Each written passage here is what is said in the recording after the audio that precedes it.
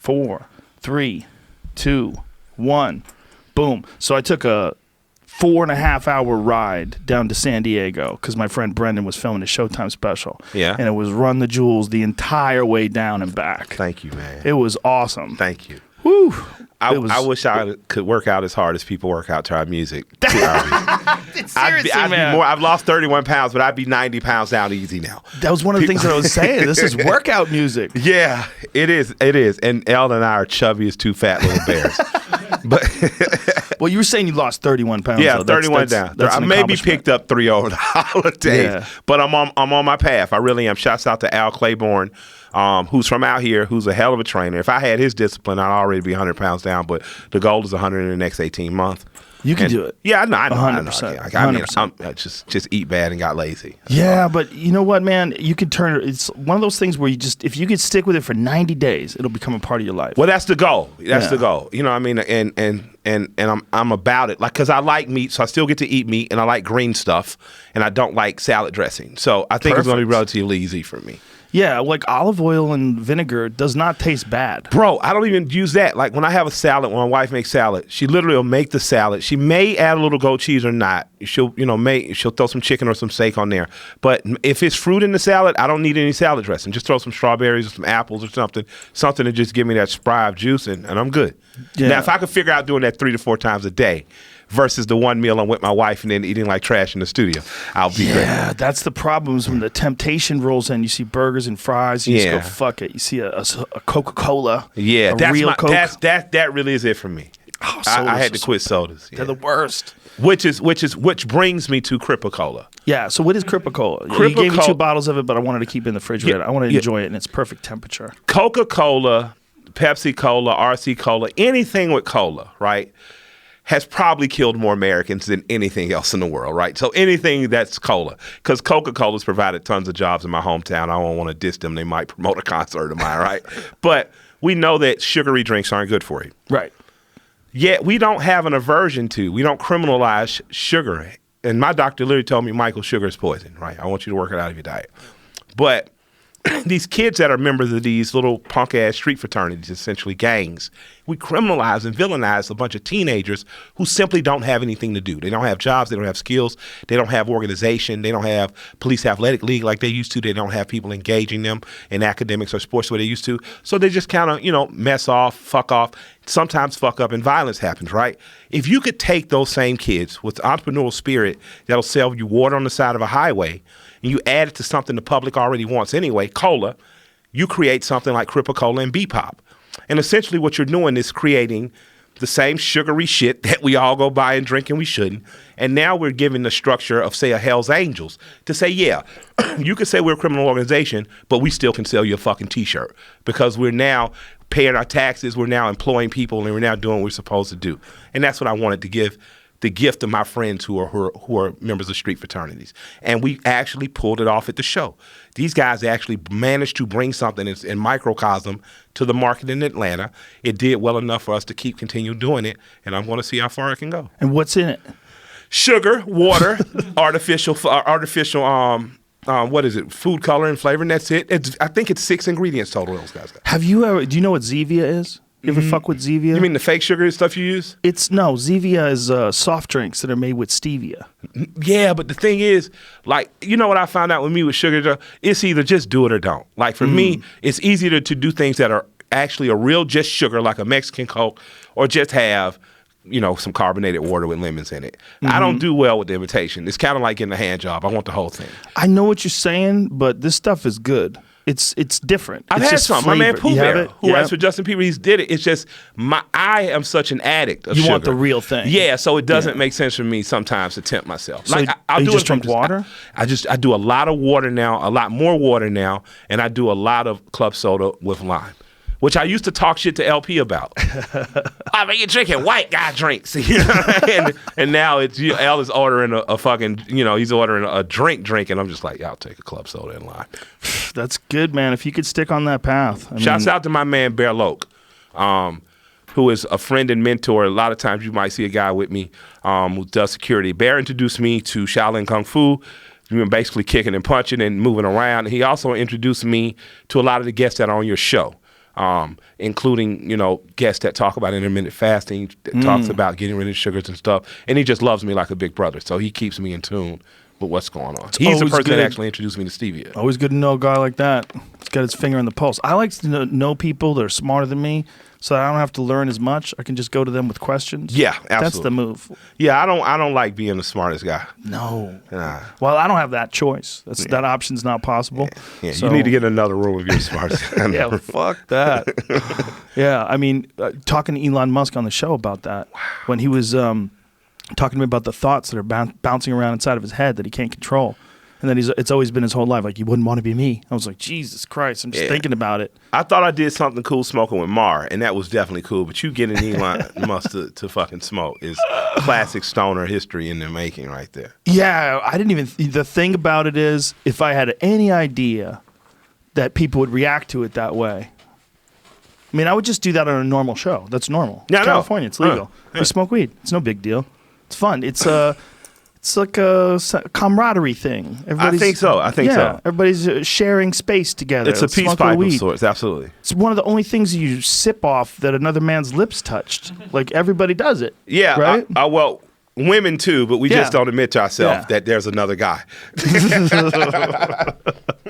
That's true. But that's like, it's been washed. Yeah. This is like joint to person right there. No wash. Like, if someone wanted to give you a haul off of their cigar, try this. You'd be like, get the fuck out of here. Noriega did that to me. Manuel Noriega? No, not Manuel Noriega. Noriega's a rapper. Oh, Victor Santiago. Shit. Yeah, I definitely would smoke cigars with Noriega. I wish. God I would have smoked cigars and done coke, and I'm not a cocaine user, but I would have definitely. Yeah. My wife talked about going to Colombia, and I said, honey, I've never said this to you. She said, what? I said, if we're going to Colombia, we're going to do cocaine. I said, of all the places in the world, I said no to cocaine everywhere, from Dubai to Denver. But in Colombia, I say, why, fuck it. We're here. We're at the source. Yeah, when you're in Hawaii, you eat poi. Yeah. You know? You go to a luau.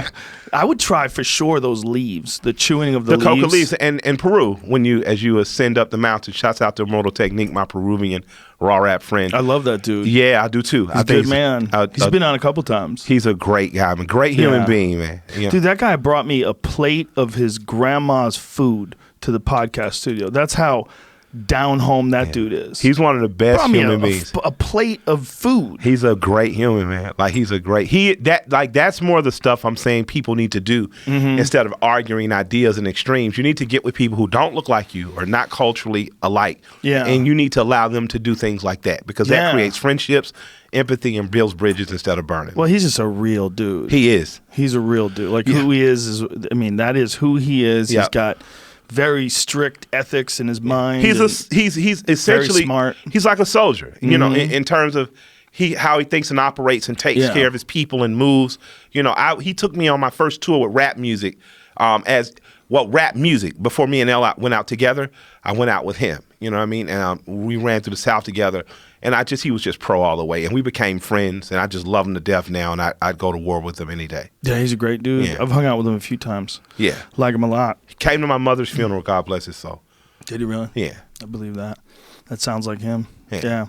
Yeah, it's there's good people out there, man. Even in show business, wacky ass show business. There are good people. Yeah, there are good people in show business. None of the people in the offices you can trust, but the talent, we're okay. Yeah, well, even in the offices, there's some good folks out there. There's some good agents and good people. They get a bad rap. You know what it is, man? It's just fucking hard. Can you imagine how hard it is, and you know how hard it is to make it in entertainment as a performer, right? You know your path, how it's fucking difficult for everybody. Now imagine you have to rely on other people performing. And you have to pick the winners. You got to figure out who's going to work for you. A bunch of addicts and emos. Like, in terms of the talent, like I know I give my managers headaches 3-4 days a week. God bless their souls. You know what I mean? I know I do. I really, like, my friend today who's with me, he's a promoter, right? Eric Milhouse. So when I met him, we were doing a show. We were booked to do a show. Me and another artist. Well, the other artist's contract didn't say pay regardless. Mine said pay regardless. So after the show, I'm like, where's my fucking money? And everyone's like, what are you talking about? You don't get paid? I'm like, no, where's my fucking money? Or I think it may have been before, like, I'm not going on. And he ends up snatching me in another office like, look, I'm going to fucking pay you. Don't tell the other fucking guy. Oh, Jesus. And I said, And that's how we became friends. I took my money, acted like I didn't get paid, talked shit about him in front of the other guy, and then called him later like, man, I don't know what the fuck made you hold cold, but thank you. And we've been friends. And so when he called me and said, you're going to Joe Rogan's Experience, I'm like, you're coming with me. That's hilarious.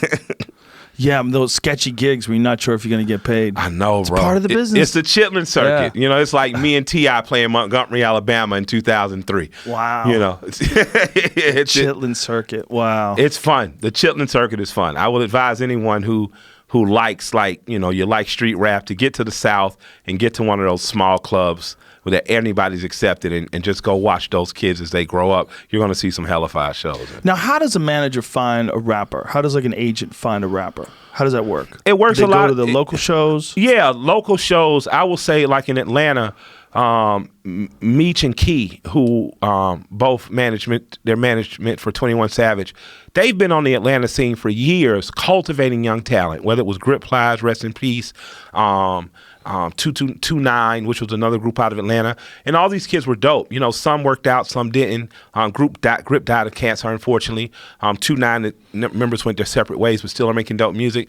But then they found a kid in 21 that they managed to help get to the next plateau. And congrats to 21. They had a #1 album a couple weeks. But management usually comes from a group of people who care and just want to see someone they're a fan of be treated well in the industry. So I really applaud music managers, because like you say, placing your own fate in your own hands is one thing.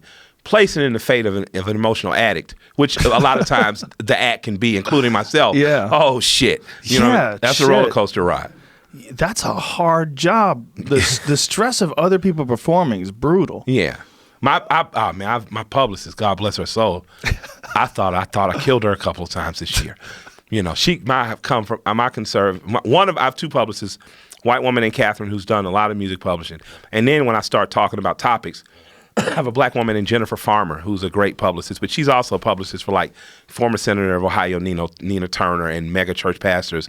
So she's helping me keep my image clean, but she doesn't want me getting on television talking about doing cocaine and smoking joints. And I don't do cocaine, but it's just like, if I go to Columbia, I do coke. And you could just see her face sink behind her screen. Oh my God. And churches are calling her like, this guy supports AR-15s. So I thank you, Jennifer, for tolerating me. But she's got to understand that that's also a part of why people like you. Yeah, she does. It's just something to deal with at work. I get it. I get it. I wouldn't want to be her, but you have to do what you do. Like that's part of what makes you fun. Absolutely. People know what they're gonna get, what it is. Yeah. There's no filter. Yeah, you got it, man. Somebody has to shake the box a little bit. Somebody has to be the kid that's willing to poke the hornet's nest just to see how many will fly out. Yeah. Two of my greatest heroes, when black people usually talk about heroes, right? We talk about Martin, Malcolm, Elijah Muhammad, Marcus Garvey. But two of my biggest heroes coming up were Luther Campbell and Larry Flint. Right? Because in my lifetime, I saw Luther Campbell and Larry Flint fight the government on behalf of the American people's right to say whatever they wanted to say. So at the same time in my formative years, I was learning to love the Bill of Rights and the preamble and the United States Constitution. I got a chance to see people fight for my right, and I couldn't wait to be a rapper just so I could curse and buy my own titty books. You know what I mean? And those people have shaped my life in terms of love of freedom and liberties as much as a Thurgood Marshall, as much as a Barbara Jordan, as much as a Shirley Chisholm. So for me, who I am is needed. I remember one of my friends saying, Mike, I like the fact you talk on social issues, but why do you always feel necessary to talk about smoking weed in strip clubs? I say, because that's what I really do. And I never want someone to be able from the other side to say, don't like this guy because he smokes marijuana and goes to strip clubs. I want whoever they say that to say, yeah, and he goes with his wife and they smoke together. I don't want it to be some secret I want people to understand that when I want you to be free, I don't want you to be free to agree to see the world the way I do. I want you to be free to live as you would like to live, so long as it doesn't infringe on me and others.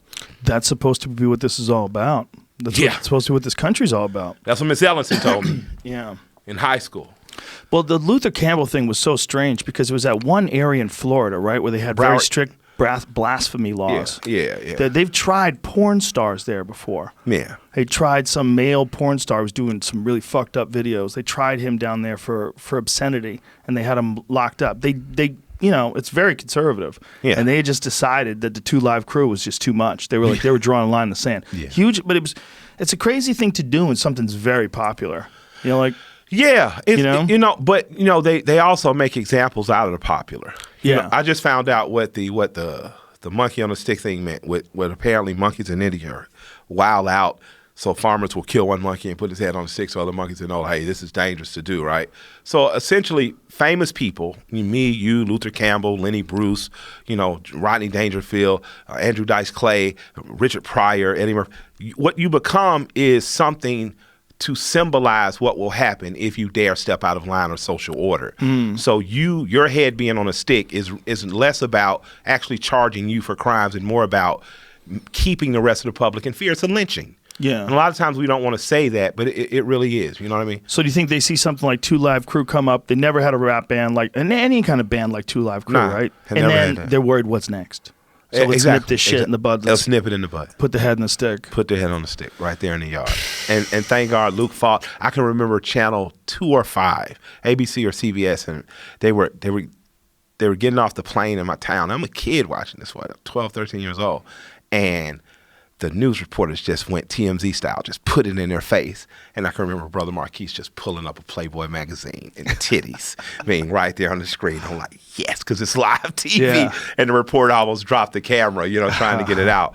But that's what made me love the United States Constitution when it matters of freedom of speech, because I got a chance to see it fought for and exercised right there before me as I was learning about it. Isn't it interesting that really what we're concerned with too is visuals? We're not concerned with what people write down. We're concerned with what people say, but we're not you could write that in a book and no one. You could write his lyrics in a book and no one would get mad at that book. Something about them singing it and people singing along to it. Yeah. People are like, this is it. We gotta stop. Civilization's falling apart. We gotta stop this. Yeah, well, I mean, songs, vibrations, humming, meditation, you hum, that rhythm changes things, and it opens your mind, it clears you, you know what I mean? Mm-hmm. Had it not been for an artist like Little Kim, would you have feminism in the way you have now? Would you have women gladly celebrating their sexuality and bodies if it wasn't for her? She never gets the credit. Do you think people know how extravagant she was in her time? I think she doesn't get the credit she deserves. I think women know that it became safe for them to be sexually aggressive and free because of her. The women that, were coming of age in her time. But I don't think in retrospect, because rap's young, rap's only 45, 46 years old. I just think it's getting to the point where we appreciate what we've accomplished. So Little Kim is going to become more celebrated as the years go on. Her, Trina, Kaya, Choice, Boss, so many. Hip hop has been a very fair game to women a very long time.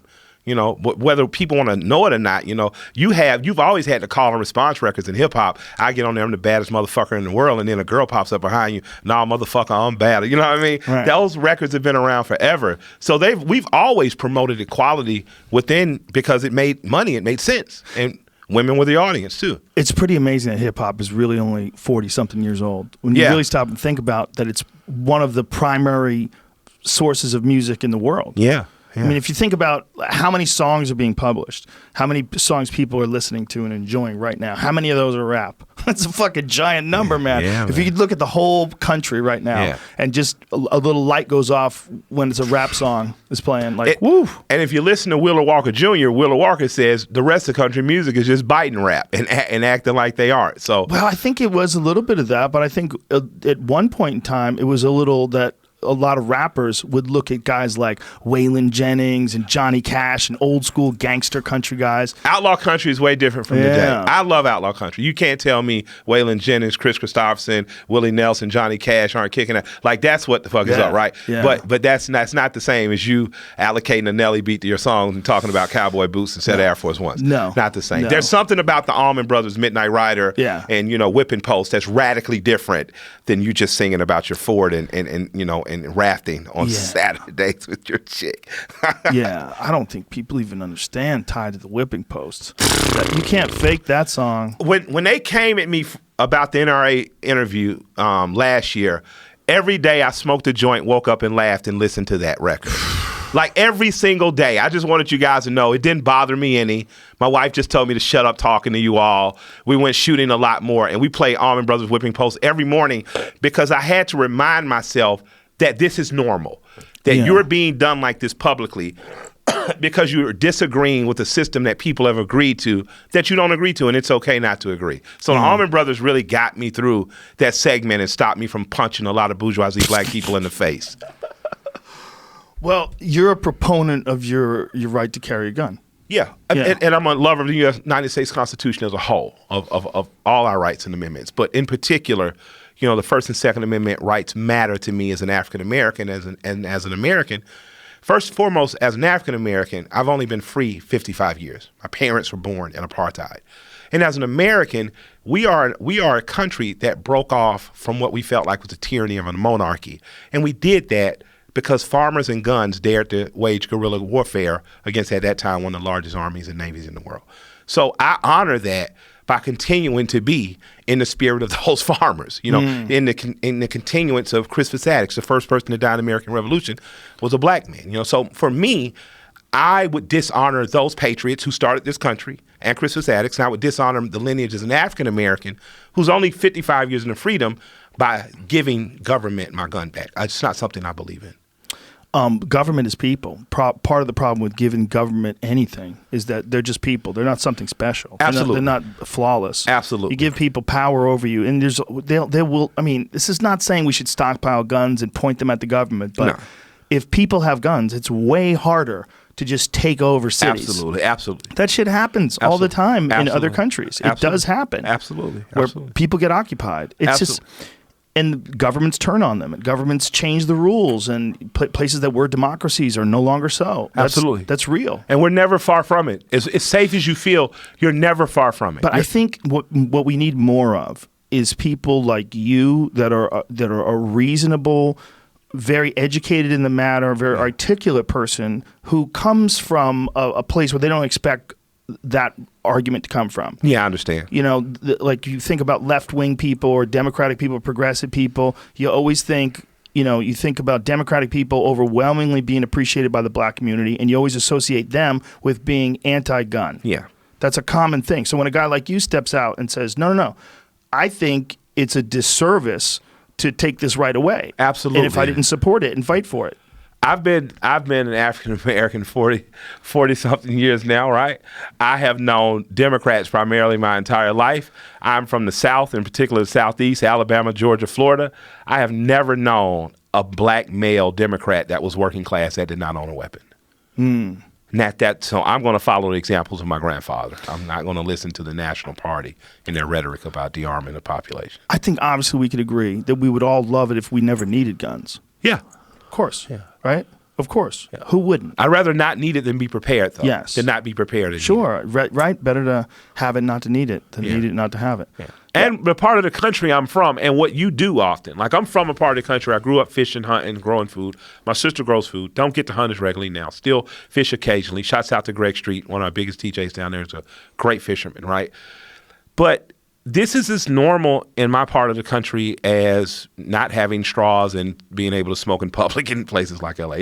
It's not that big of a deal. You know, you know, in my mind state, a household should have 5 guns, right? You should have a revolver, you should have a semi-automatic for if you and your wife carrying out, you know, in public. You should have a shotgun just because it's a great all-around gun to have, whether it's burglars or vermin. You know, and you should have bolt-action rifles, some course in case you got to kill your meat. You should have a semi-automatic rifle and, you know, defend against tyranny just to fuck off on Sundays and show your homeboys who's dick bigger. But what you should not do is give up your right to own weapons. Yeah, or use them on people. That's what the thing about using them on people is that it's so rare but so horrific and so common for something that's so horrific, and everybody's against it. But I don't understand how you would ever, by taking guns, I mean, you would have to take all the guns away to stop that from happening. But how are you going to do it? You know, how are you going to do that? Yeah, criminals aren't going to give up guns. Of course not. So there's no way. The regular people should probably not do that either. Yeah, that's where it gets squirrely. It's like, how are you going to get those guns from the criminals? You're not. You're not going to. You're not going to. It's a joke. What we can do, though, and I would say as an owner, you get lazy sometimes, you don't train enough. we should train more. And that doesn't mean, go try to be the quickest draw and you practice your, know. But what you want to do is make sure you know what you're doing with your weapon. Make sure you know how to clean your weapon. Make sure you know how to store your weapon. And I took my son and my nephew shooting. I'm about to start taking my 11-year-old girl, Michael, shooting, because I want them to know what they do if they see a gun. So we've already went through, what do you do if you're somewhere and you see a gun? How do you get out of that situation, get other kids out of that situation, and let an adult know? All that comes with it, And the strange thing to me is that my mother, when she was in high school, was actually taught how to shoot a rifle, right? Because the NRA, which is now vilified and hated for reasons, some deservedly so, some not, they used to have big programs in public schools to make sure that children knew firearm safety. So my mother's school and other schools benefited from that. I don't care if it was just that sheet of paper that told you gun safety before you went in a range. That was just a piece of propaganda they did that was better for the overall public.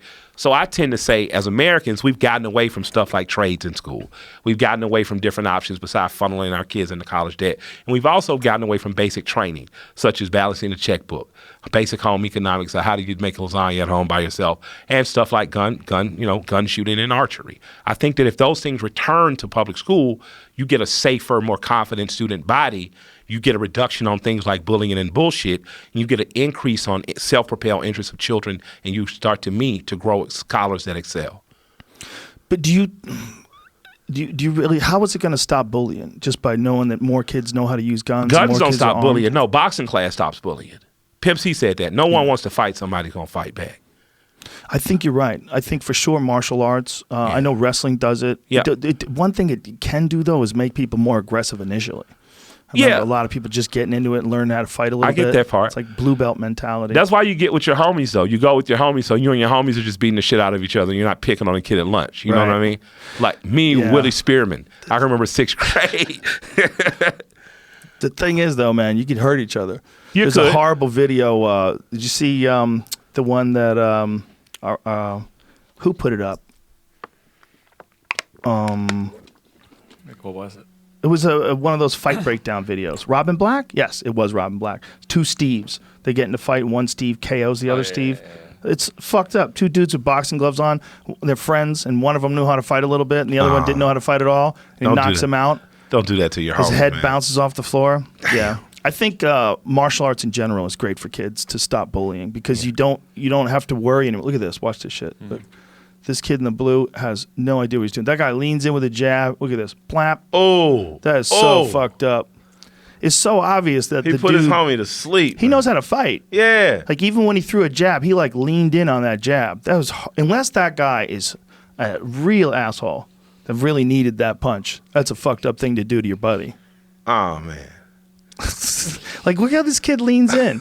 Look how he leans in. That kid knows how to jab. That's a real jab. And here it comes. Awful. Next snap, lights are about to go off. That's bad for you kids. And boom. Blap. Good night. Good timing there too. Kid drops it in. Yo, did you see what I put up on my Instagram today? No. What? There was a kid who looked like he was more of a boxer than a kung fu guy. It looks like I he was doing a spark to yeah, the guy sidekicked him in the jaw. Man, beautiful. Yeah. It was it jaw? Was it chest? It felt like he hit chest to kind of teach him. I have to look at it. Teach him but it looked like it could have been. I think he got him in the face. Yeah, look at this. I thought he got him in like the neck area. Bam. Yeah, I think it's a little bit of high chest. Yeah, but he humbled the shit out of him. And then he smiled and patted him on his back. Front leg sidekick. Yeah. Wow. Yeah, he did it smooth. Yeah. That's one of my favorite moves. There's a big guy. People never see just a great kick to the gut coming and getting the fuck out of the way. Just let me get out of here. That's how you get out of those chitlin circuit clubs when the whole club is trying to kill you. How many of those situations you ever been in? A good 3. 2 it was our fault, me and my crew. Really? And 2, we were just in the middle of some bullshit. We didn't know what was going on. We had to get out of that club. You know what I mean? Oof. But yeah, that's the only thing about the chitlin circuit. Fun times, great groupies, bags of money, but you could die. Now, how do you guys start out? Do you start out like, is there like an open mic night or something if a guy wants to become a rapper? How do you get going? Like, well, there's a lot of different different ways. Like I'm from the underground rap scene and that. I like the East Coast rap. I like battle rap, that type of stuff coming up. So I was more out of the open mic scene. I got to hang around the older guys and the cool guys and the drug dealers because I could rap about street stuff, right? Whereas when you take like a T.I., he was always interested, loved music and stuff. But Tip was a trap rapper from the start. You know, he was entertaining for the streets, so he didn't need to go to fucking open mic. He just needed to be opened up on a mic and then allowed the greater public to hear him. And I'm saying, excuse me, I talk about him and Big Boy because they're two of my best friends. So I know I got poetic license to talk about those guys where I don't really, tread lightly with other rappers. You never know whose feelings get hurt. But so there was no need for him to do open mics as much as just find someone who believed in him. And that was KP, L.A. Reid, DJ Toomp, and gave him platform to create the genre now known as trap music. Me, I came up more out of the battle rap scene and out of the, go show your wares. Kind of like a comic. You get up in front of everybody, do your shit, see what works, go home, readjust, come back next week. So when you do like a battle rap thing, we sign up? How would that work? Those days they just threw you in a pit. I mean, it was so you just met a guy for the first time. Yeah, you show up. I got my nickname's Skunk, right? My nickname was Skunk, or my family called me Michael. My friends were the Unruly Scholars, and those guys were like just East Coast rap. One was from Connecticut, one was from South Carolina, but his family's from New York. They could rap their ass off. They were like Rakim and Big Daddy Kane in the same group. They defeated a lot of guys, made better records, and then one day there was this thing called green lights where people would play their music and then they'd be battle each other. My homies didn't come, and man, you could just, everybody who you thought was the homies was just shitting on them. And I'm like, what the fuck? Like, this is my homies. And my man Gerard, Gigi McGee, who I had just seen like a couple weeks ago, he was the person that kind of pulled me out of knocking around in the trap trying to be a petty drug dealer into a studio. And he was the first person to say, yo, this kid could really rap. Like, fuck that shit. I know he steals cars and, you know what I mean? And he rides around doing hood rat shit with his ratchet friends, but he can really rap. Let's get him in. So he was the guy that started bringing me in. So it offended me. They were talking about my friend like that. So I just started fucking off with their heads, battle rapping them. And a man named Double D called me Killer that night. He said, this kid's a killer. Mike's a killer. And that's how I got the name Killer Mike. What a great story. So the battle rap scene, you would just get tossed into a pit, and how much time would you get? This is in the 90s. This isn't like formal battle rap now. Like battle rap has evolved like boxing now. Like what I'm talking about is essentially cockfighting.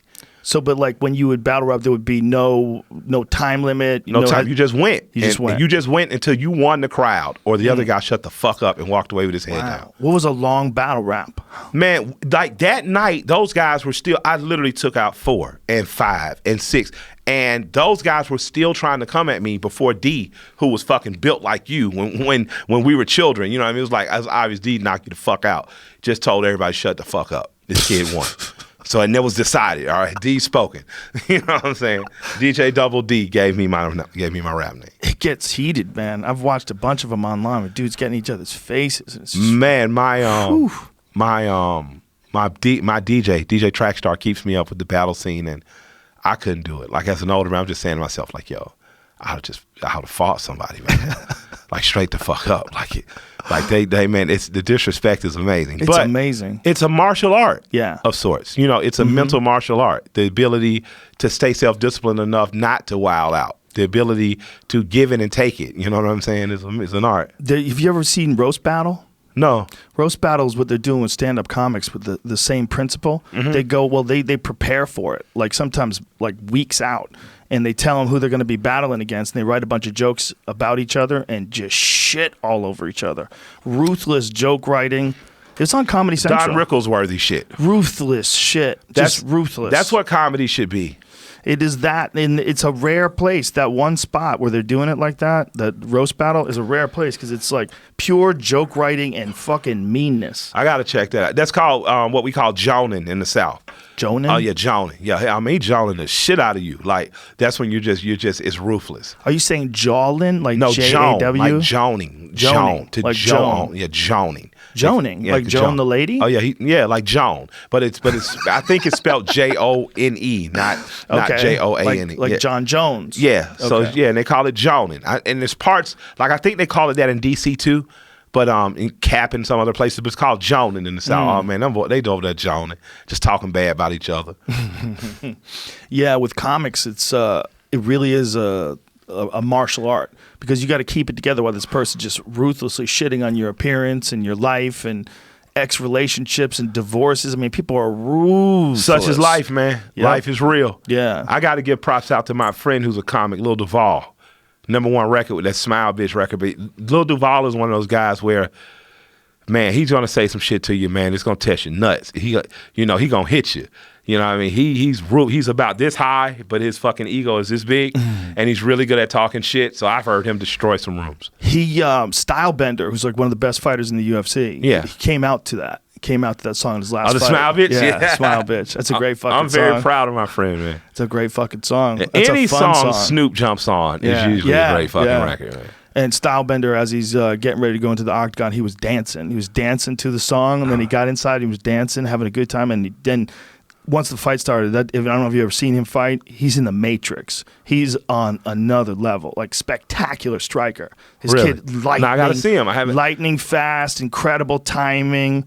He's got creativity. He's loose in there. He gives you looks. You don't know what the fuck is happening. Blam, you get head kicked. He's phenomenal. I got to see this. He's like one of the best in the world right now, up and coming. But he came out to that song. Yeah, I got to check him out. Israel Adesanya. One of the best. He's fucking. If you love technique, you love watching that guy. Check him out. I like Silva for that reason. Yeah. Well, Anderson Silva and him are fighting. Oh shit. Yeah. I gotta see that. It's a sort of a. How old is Anderson now? He's 40 years old, I believe. Oh shit. Yeah. It's probably one of his last fights. I was about to say, how old do you think guys should be before they stop? Well, Anderson is not a guy who engaged in trench warfare. He always fought very smart. He did. He didn't really take the kind of beatings that maybe a lot of guys that fought as long as him took. He's very technical. Yeah. Very good at avoiding getting hit. I mean, he's been hit. It's unavoidable. Yeah. He's fighting the best in the world continually. He got hit. He got dropped by a couple people. But it's not like most guys. Most guys that get to his amount of time in, they're going to get hit way more. He doesn't, I mean, his face looks exactly the same. It looks perfect.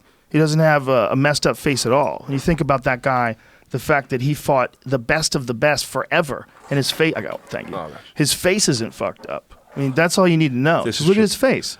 Floyd, I tell people that about Floyd. Like people, look at his face. People hate and get mad with Floyd. I'm just like, yo, man. Defense is a part of boxing too, man. And the ability not to get hit is a talent not a lot of people have. Dude, it's a part of everything. Yeah. It's part of life. But it's a part of jiu-jitsu. It's giant. Rickson Gracie's number one principle. He's like, first, I defend. I'm always safe. No matter what. Yeah. Always safe. Always safe. Always. You can't do shit with him. There's certain guys that allow you. Rickson's one of them. He would allow black belts to take his back and put in a full rear naked choke with the hooks in. And they would start from there. Start from the closing sequence. Yeah. Like you're at Usually 10. you're going to sleep. Yeah. Exactly. And he would get out. That's amazing. And dudes couldn't tap him from there. That's amazing. Yo, shouts out to Wiz. Wiz is Khalifa? big cousin Breeze. Yeah, shouts out to Breeze. Breeze got into jiu-jitsu and has brought Wiz into it. And it's now shamed me into going to. So at some point, I'm going to pop up in a gym. I got to get you and Joey Diaz in a jiu-jitsu class. It would be the greatest thing I got to get this, though. The shoulder, I got to finish rehabbing. Kara is going to clear me when. What's going on with your shoulder? Rotator cuff surgery on both shoulders. Ooh, Jesus. Yeah, but I can do this again now. Okay. Yeah, I can grab butt again. They got you doing those elastic band exercises and all that stuff? Got those in the room. Did those this morning. Wiz put on a ton of muscle. Does. Like, there's a photo of him pre and post, and it is truly impressive. Sure, I would not want to fuck with Wiz Khalifa right now. He's not just a thin, tall kid rapping. Fucking shredded. He is. His abs are ridiculous. He will give you kicks and take your bitch at this point. Have you seen his abs? They're ridiculous. Yeah, that's the thumbnail right there. But they're huge too. Like, look at that. Look at. They're not just ripped. I'm gonna stop slobbering soon. They're not just ripped. They're big. Like, look how much power. That's the advantage of core. going from skinny to big, though, versus me, where there's tons of muscle under here, but got to lose a lot of chubby to see it, baby. Well, your legs carrying around all that weight. I've always thought if someone could lose weight once they're really heavy, they would have an advantage of their legs. Calves are still good. But the legs are constantly used to moving around with much more weight. Yeah. Now all of a sudden they don't have that weight. Yeah. It's like you've been backpack training. Like, look at the difference. Well, that's not as good a difference. It's hard to tell. Still a big difference. Still a difference, though, for sure. Wiz is a great training, human being. My friend. He goes to that place in Hollywood, Jay's place. Undefeated. Performance. What is it called? Unbreakable. Yeah, something like that. The place is the shit, supposedly. It's like a semi-private place, but you go in there like Chuck Liddell's working out. That makes sense because Wiz is like really rich. Yeah. Like in the black community, he's like white people rich is what we call it. White people rich. Yeah, he's on a very high level right now. God bless. Yeah. I like Wiz. Well, if you did that to your body, that dude works hard. Well, I'm doing it slower. I need to pick up the pace and go a full 90 days, like you say, but I feel a lot better. I just did a fucking Zappos running commercial. I felt like the king of the world. Did you? Yeah. Yeah, I mean, I've been working out, man. Shouts out to Al Claiborne from Claiborne Fit Effects. Now, former professional bodybuilder, just teaching me kind of how to retrain my brain. And when I'm not being lazy and really on it, I feel great. Sweat today so you don't regret the day. The good thing about it, too, is with a guy like you, if you continue and you continue to lose weight and get healthier, you're going to inspire other people to do the same thing. Yeah. People that are your fans that go, fuck, man, now I want to get my shit together. Yeah, because what you don't want to do is get rich, die, and have some young Wiz Khalifa-like guy fucking on your wife. That's my daily mantra. That's a good mantra. I got a hot redhead wife, and I don't want to die and all my money go to some young Stedman-like guy fucking on her. Young Stedman-like guy. Yeah, man, you want to have more energy. Fuck it. You can do it. Yeah, no doubts. But yeah, what you said is true. Get off the sugars, get off the flours, eat some meat and green shit, drink water. That's it. And keep moving. Yeah. Move as much as you ever use one of those Fitbits or any of those things? I gotta watch, man. My man from Nike gave me a watch that I gotta Those use. are good. Yeah. Those are real good. It gives you numbers, so you look at the numbers and you get the metric of how hard you're working. Yeah. I like that one that we were doing. What the fuck was it called again? The one that we did for the My Fitness. yeah. I'm trying to convince MyZone. Yeah. trying to convince my wife that having threesomes and foursomes is like circuit training. It is. She hasn't went for it yet. It'll definitely be a hormonal buildup. Yeah, a but lot I'm of anger going. in the room. I'm going for it. I'm trying. I think next season on Trigger Warning, that's what I'm going to do. I'm going to try to start a polygamous compound based on CrossFit. Man, that never goes right. Has anybody ever pulled off a compound? Yeah, Who? a few people. Quiet people pull it off. When you start to realize that your uncle and your aunt and her best friend aren't uncle, aunt, and best friend. Like, oh shit, Unc had two wives. You know what I mean? Yeah, but if you get loud about it, it's going to go bad. Right. If people know about it, by the time they know about it, it's already gone bad. Right. Yeah. So there might be a lot of them laughing at us right now. Like, we know how to do it. Yeah, exactly. We just keep our shit together and don't tell everybody. Just stay low. Did you see Wild Wild Country? I did not see Wild Wild Country. They bought a town. They took over a town, a whole cult. They started just importing people. They brought them in on buses. Shut the fuck up. Yeah, they took over a town. Yeah, these what was his name? I forget the guy's name. I forget. Was it an East Indian guy? Yes. Say it again into the mic. Rajneesh? Yeah, he had another name though. Were they making like When he textiles or died. something up there or some shit? I think I may have seen part of this high at 3 a.m. I don't remember what the fuck they were doing for jobs. I was just paying attention to how they got these people in there. They took homeless people and they shipped them out there on buses so they could vote from the town. They gave them jobs and identities, and these people were extremely happy. That was what was crazy. It's like I'm sure some of them were troubled, but for a lot of them, they finally had a sense of purpose. They'd just been taken into this place as family. So they made Utah. They basically made a town in Like Utah. I've always This is it respected right them. there. I did see part of this movie. Geeked at 3 a.m. like, oh Crazy, shit. dude. Why is it that white hippie-like people trust brown people with beards so much? Well, they want to believe in enlightenment and in all the media portrayals of enlightenment and all of, when people talk about mystical experiences they had in India, it's always that part of the world that emphasizes spirituality and the idea that the Hindu religion is a more ancient, more complex spiritual religion as opposed to the Indian yogi figure is the white Jesus figure of white people. 100%. So for white people who don't know, white Jesus in the black community is a mythical creature that has enormous power, right? It's insane for anyone to believe in a deity that doesn't look like them, right? So, but in the black community, we're just in love with Renaissance paintings, and Jesus is white as fuck. All right. So we have the same infatuation that your weird hippie aunt has with Indian men with long beards and their mysticism. We have that with white Jesus. So that you've just helped me understand. Wow. Because I've always wondered, like, what the fuck is it up with white people and East Indian people? Like, because Vikram, who directed Trigger Warning, also has a documentary where he creates a fake religion and convinces, white middle class people to follow him. That is a crazy one, the white Jesus one, right? White Jesus is a motherfucker, bruh. Like, man, I'm going to get me a shirt that says white people won, stay woke. And what I mean by that is Western civilization, this is the latest phase. Like, people have to understand there have been many empires and civilizations.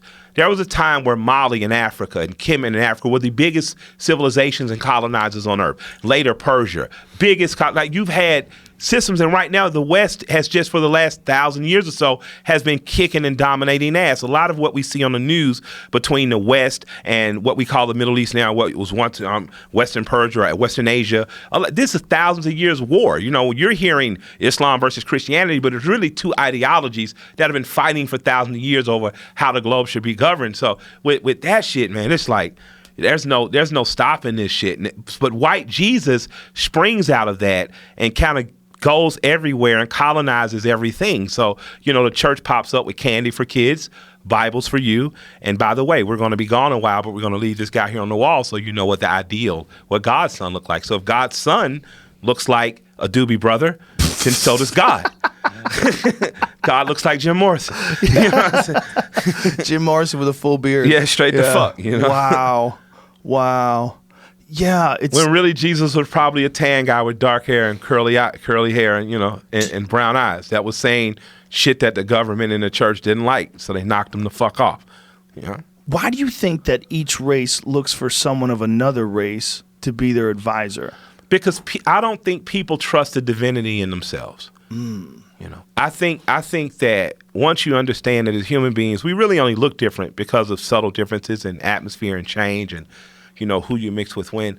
But I think that all those books that our moms paid Oprah to sell us of self-help and inward looking, Reverend Ike had told my grandmother's generation that in the 70s, you know what I mean? And I think that we're scared to turn off the lights and at some point see something divine within ourselves, because once you do that, that requires you act differently.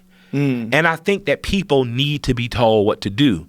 Not that they actually need it, but they want to be instructed, you know, versus knowing or going on a gut feeling or experimenting and getting something wrong. You know, my grandfather was one of the most kind, moral men I've ever met. He was always gentle with children. He only put a belt in my butt twice in my life. And shit, I think he cried harder than I. Same man at 14 years old shot a man in church for kicking his bike down. You know, he grew up in between 14 and 54 when I was born. And he had experiences that he had learned to regret. And he had dealt with that. And he had become something that by the time I was a child and he was raising me, my grandfather was divine in my eyes almost. You know what I mean? Not because he was perfect, because he was genuinely good and moral. But as a 14-year-old boy who had grown up fatherless, who dropped out of school in the 3rd grade, and who understood that I must protect my mothers and sisters, he refused to be bullied by anyone, even an adult, to the point of putting a bullet in him. You know what I mean? So I think that a lot of times we're afraid to see that divinity in ourselves also, because then you have to acknowledge the darkness and you have to deal with that. And it's easier to get instructed by someone else, and it's easier to see the evil is outside too. It's easier to see that it's something, no, I can't control, it just happens, versus I'm complying, I'm complicit in it, you know. It's also a consequence of, you know, one of the things that bothers me the most when people talk about people that commit crimes or think about people that commit crimes, so much of who a person is a consequence of things that had nothing to do with them. Absolutely. They could have been born in a terrible neighborhood to horrible parents and been abused sexually and physically, and by the time you get to them, their life is already a mess. It's a shambles. Broken. And for you to try to think that they are going to look at life and just figure it out with no assistance whatsoever, it's crazy. Doesn't work like that. One of the weirder things about our culture is that we haven't put more of an emphasis in finding the spots that are the ghettos and the terrible neighborhoods in this country and figuring out a way to build them up. Absolutely. Just make it even. Figure out a way. We know unequivocally where jobs and commerce are present and economic opportunity and prosperity occur, there's a dramatic reduction and elimination in gang violence. Yeah. Yet we do not put resources into building institutions that will create entrepreneurs or work on the soft skills so the kids can be working at and around production houses, studios. We put that money into prisons. Yeah. And then we use prison labor to undercut things like call centers, things like that jobs, that factories may need. And we're doing a disservice by doing that.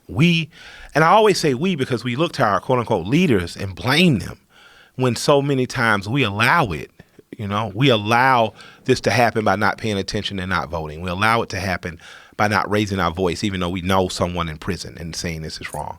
You know, the last people, I don't believe, just for the record, I don't believe in the big three, the Abrahamic religions. I'm not into them. But the books I've read, and they're amazing graphic novels. I kind of read them like a graphic novel of sorts, right? And when you look at the people who Christ died with, right, he was up there with thieves. The last person he saved before he got out of here was a thief. Was a confessed thief, was dying right next to him. And he was like, you know, we're going to go on this together. That's an amazing thing. So as you're serving your Savior or your Messiah, you need to be thinking about who he spent his time with. You know, he was with liars and thieves. He was in the streets. He was with people who were alleged to be prostitutes.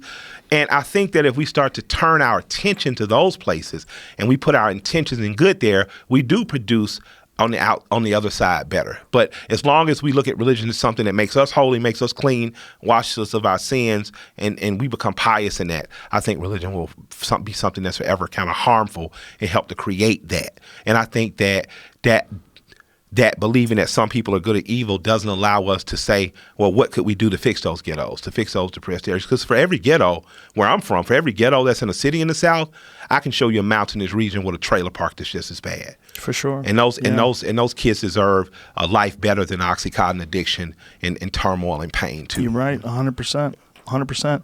And I feel like there's money to be made doing it too. I mean, I feel like there's jobs. I feel like it's an ignored resource. Yes, man. I follow a kid named Turbo Jesus. Follow a kid named Turbo Jesus in Alabama, man. I'll follow anybody named Turbo Jesus. His name's Turbo Jesus. This kid, listen to me, man. He's amazing, man. I believe you. I'm not a big Confederate flag just doesn't bother me as much. All right, not saying that you had a past. Just I've lived with it so long. It's just kind of like. Right. You know, were you shocked that all of a sudden it became a bad thing, like with Dukes of Hazzard and all that? No, well, I was a Dukes of Hazzard. I have pictures of me with the General Lee on a shirt, right? I'm not surprised because, you know, my thing with the Confederate flag is that side lost. Right. So you're flying a loser's flag, so it just never really bothered me. But as I got older, the drama that's been placed around it has been amazing because if I'm not going to change Robert E. Lee, the school's name, I'm not going to really be able to change the flag. It's going to be here. You know, as a Southern, you just kind of accept it's going to be there. But Turbo Jesus is a kid I saw following, so my natural assumption is, you know, typical redneck kid, right? Hella talent. He can fix anything with the motor on it. He makes these amazing katana-like swords out of wrenches, right? He's just an amazing kid. But I see him rallying against kids that uphold that flag and upholding, you know, anything that feels like racism or nationalism. And he's just one of the most morally good kids I've ever seen running around. And he's an ally, and he doesn't look like stereotypically anything you would expect.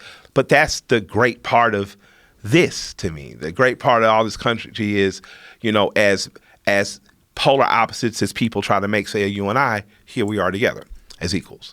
You know, here we are together engaging one another as equals, and we don't look like one another. We're not from the same places. And I think there's just a whole bunch of opportunity in that. You know, I think that there's money to be made in promoting that versus promoting division and fear. And so absolutely, there is money in helping children be better. Yeah. There is, and if we're going to live in a capitalist system, be a compassionate capitalist and be the best you possibly can, because we need more of you. You know. But just seems like in terms of something that we think about as a civilization, we don't think about neighborhood rebuilding. No, it's not a primary concern. Even though one of the biggest problems we have is with crime and violence. If you ask people, what's the two biggest things you're afraid of? It's crime and violence. Next would be car accidents and cancer. Yeah. Right. Yeah. But crime and violence you could severely mitigate. Yeah. If you had all these community programs, if you think about the amount of, I bet if they calculated out, probably a wash. The amount of money you'd spend to fix things versus the amount of money you would save by not having as much crime. I agree. Roxanne Shante, I saw her. Again, I don't know shit, so I'm just guessing. Anything is better than just building more prisons than what we're doing. Yeah, well, that's the scariest shit we got going on. The idea that someone's profiting off of putting people in cages and that they also lobby to make sure that there's more laws in the books. I told Larry King earlier today that I'd rather stop arguing over the Second Amendment with people that I should be arguing for an amendment of the 13th Amendment with. We should stop arguing over guns. And we should start to say, why does our 13th Amendment have a loophole that allows for slavery? That says slavery is illegal except for prison. People have no idea how much prisoners get paid to work. When they were working on the fires, yes. I think it was $2 or something? Some fucking insane amount of money they pay them. And when they get out of prison, they are not allowed to be firemen. Oh, Jesus Christ. Is that real? Yeah, it's real. Like, because you're a felon. And for every crime? I'm not saying for everyone, but I any know, felony you can't be a fireman? I can't say any, but a lot of the guys I've known that have gotten out of prison have not been allowed to apply for the fire department. Right? There's felonies where non-violent felonies, drug selling. California is paying inmates $1 an hour. Wow. Holy shit! Not even $2. Your life is worth 99 pennies plus one. Just stop and think about fighting fires for 10 hours. You make $10. Yeah. That's insane. Absolutely. But not only is that slavery, that might be worse than slavery because $10 an hour isn't even going to buy you food. That's less than Walmart pays now. It's less money to work all day than you could feed yourself. Yeah. There's no way. This is the white guy saying this. That's what I try to tell people. People talk shit when I was coming on here. Yeah, that's all right. I was like, yo, man, the guy's an ally. I appreciate you saying that because that's true. And it's not just black guys. It is poor white people. I almost wish I could have a convention with to say, we got the same masters. They're saying this right here. More than 2,000 volunteer inmate firefighters, they volunteered, including 58 youth offenders, are battling wildfire flames through California. Inmate firefighters serve a vital role clearing thick brush down to bare soil to stop the fire spread. I wonder, do they get better service for that? Do they get out earlier? Nope. They don't. I don't think so. Nothing. I don't think so. I would hope they do, but if we're paying them $1 an hour, what do we care? But we are the public should be up in arms about that. Yeah, well, they're obviously trusting those guys to not run too, because when you're chopping down bushes out there when there's a fire going on, but where are you gonna go? Where are you gonna go? Nobody knows what the fuck is happening. It's chaos. But where are you gonna go? Where are you gonna go? Where are you gonna go? Yeah. And then when they get you, shit, $1 an hour. Just how insane is that? You know something else we do in our prisons that's cruel and brutal? We put people in a box for 23 hours a day. Yeah. Allow them out for an hour to walk into space. Yeah. You're driving them crazy. Yeah. That's what you're doing. Yeah. You're fucking with their senses to the point where they're going crazy. Absolutely. Or they get solitary. I have friends that have been in solitary. They talk to you about solitary and they're just there for themselves. With your own mind. Day after day after day. Yeah. I remember going to in-school suspension not being able to talk, about to go fucking nuts after 3 hours. You know? So imagine being in Georgia State Corrections. Exactly. When you're a little kid, you can't shut the fuck up. For anything. Coach Dollar used to tell, he used to be on us like, shut the fuck. Cameron Dollar, who won 1995 UCLA, he played point guard for them when they won the national championship. His dad was the coach at our high school.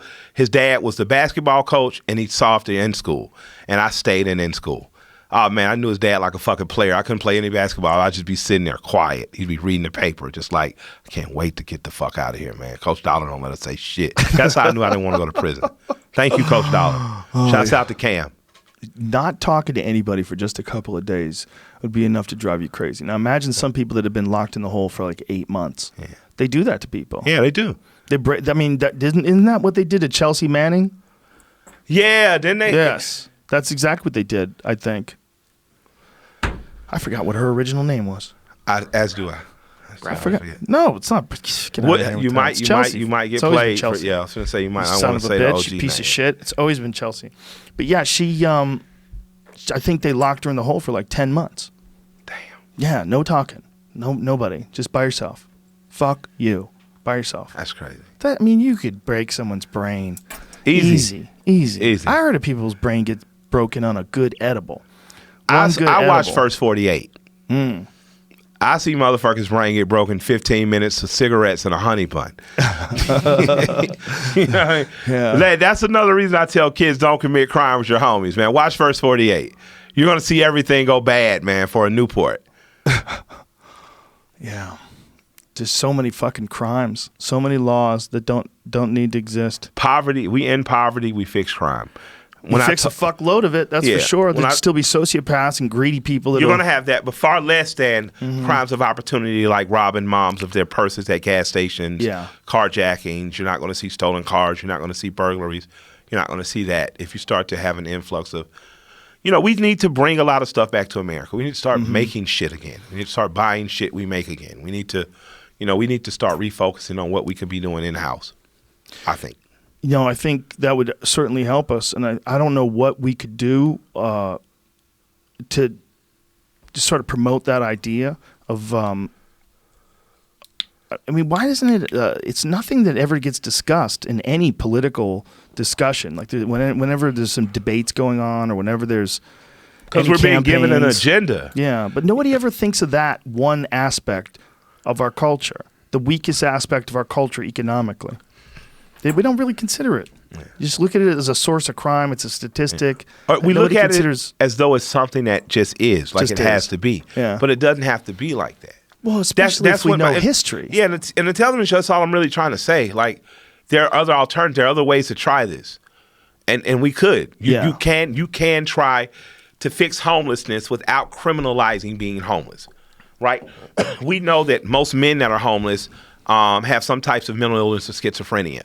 So that means that we've broken down and we're not taking care of the mentally ill in a way that we should be or could be. So if you start to fix that, you start to fix that kind of homelessness. We know that women and children, we know why they're on the street. And we know that if they're subsidized into these type of affordable housing apartments in the city, the kids have the opportunity to go to better schools, to become better parts of society in terms of having the networks and resources. We know the mothers are closer to work, can be home, but we don't do that. We build cities like right now we're developing Atlanta, and we've been promised a certain amount of workspace in the city for working class people, for poor people. Some of the developers aren't doing what they say they do.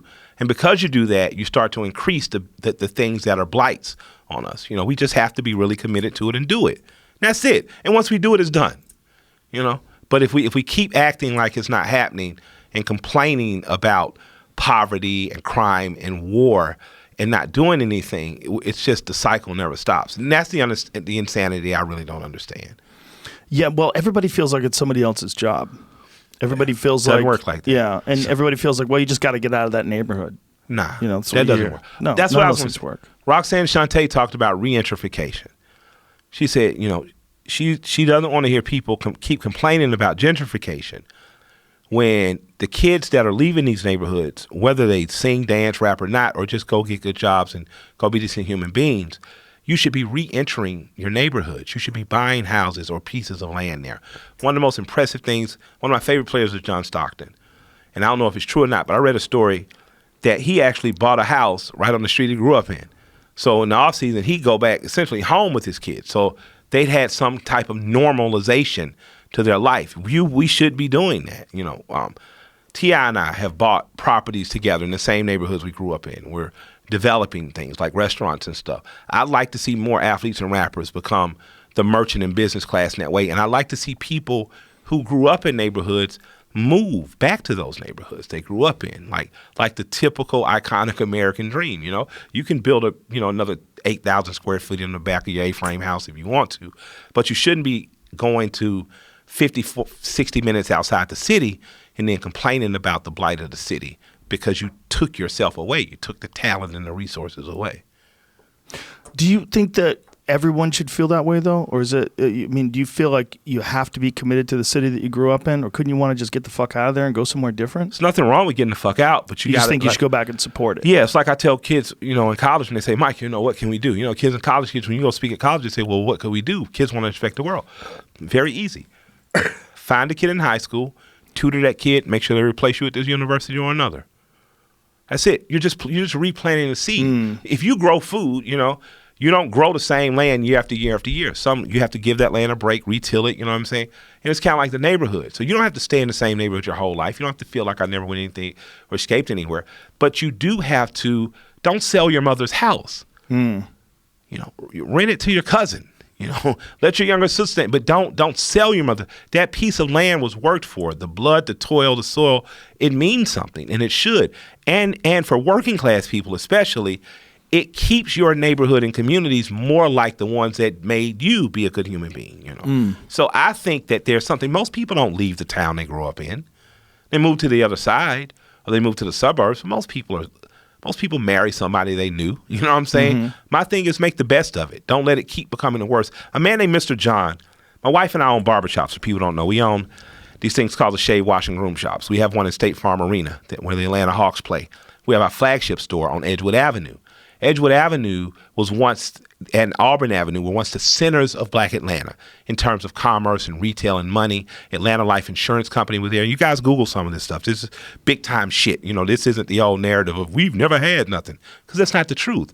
Atlanta was a very rich city for African Americans. Still is. On this street used to be owned by African Americans, the storefronts in there.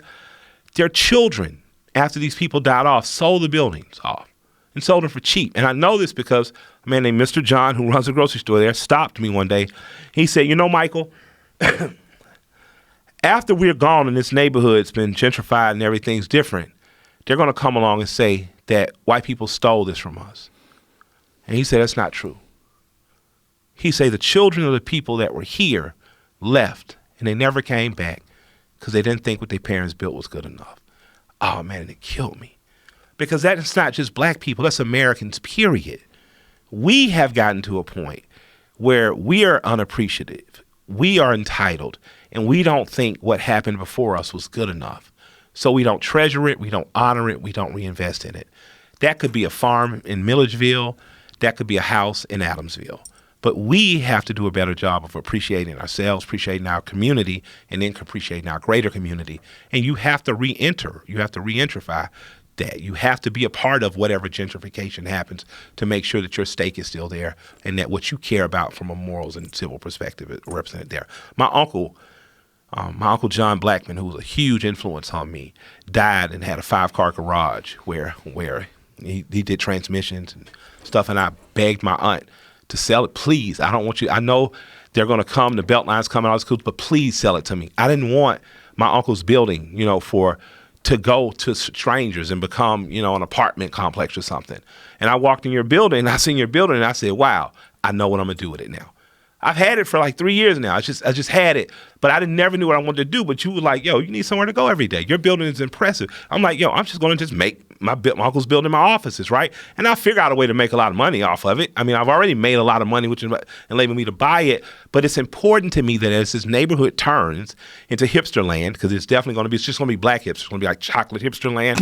I just wanted to make sure that there's still some chocolate working class in there.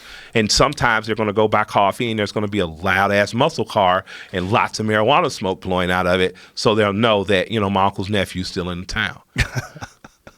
Well, you've got a great combination of work ethic, a sense of community, and you got a business perspective. I don't have a business perspective. I'm dumb as shit. My wife. Your wife is doing it all? Well, she taught me. Yeah, but you seem to know what the fuck you're talking about. You've got a pretty good roadmap. Yeah.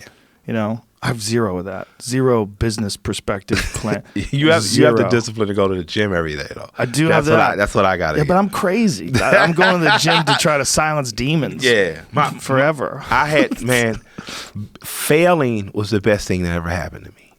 I think for everybody. Not because some people get stuck at their failure and they become bitter and they become envious, they become hateful. At least out of my community. Yeah, they can. You know what I mean? Yeah, but I mean, failure can be one of the best things that ever happens to you. Yeah, failing and having to learn to become a business person, I'm very thankful for. Removed from the failure now. Don't you think that about your rap career as well? That's what I was talking about. Yeah. Oh, from business perspective as well as from. I failed at rap first. I was a good rapper, but Outkast will come out records. My first record that went gold at a time where every other record was going 10 million. It didn't work, right? It didn't work for me. So I had to go to Texas, and people like Chamillionaire and Paul Wall, Bun B, Zero, Slim Thug, Trader Truth, right?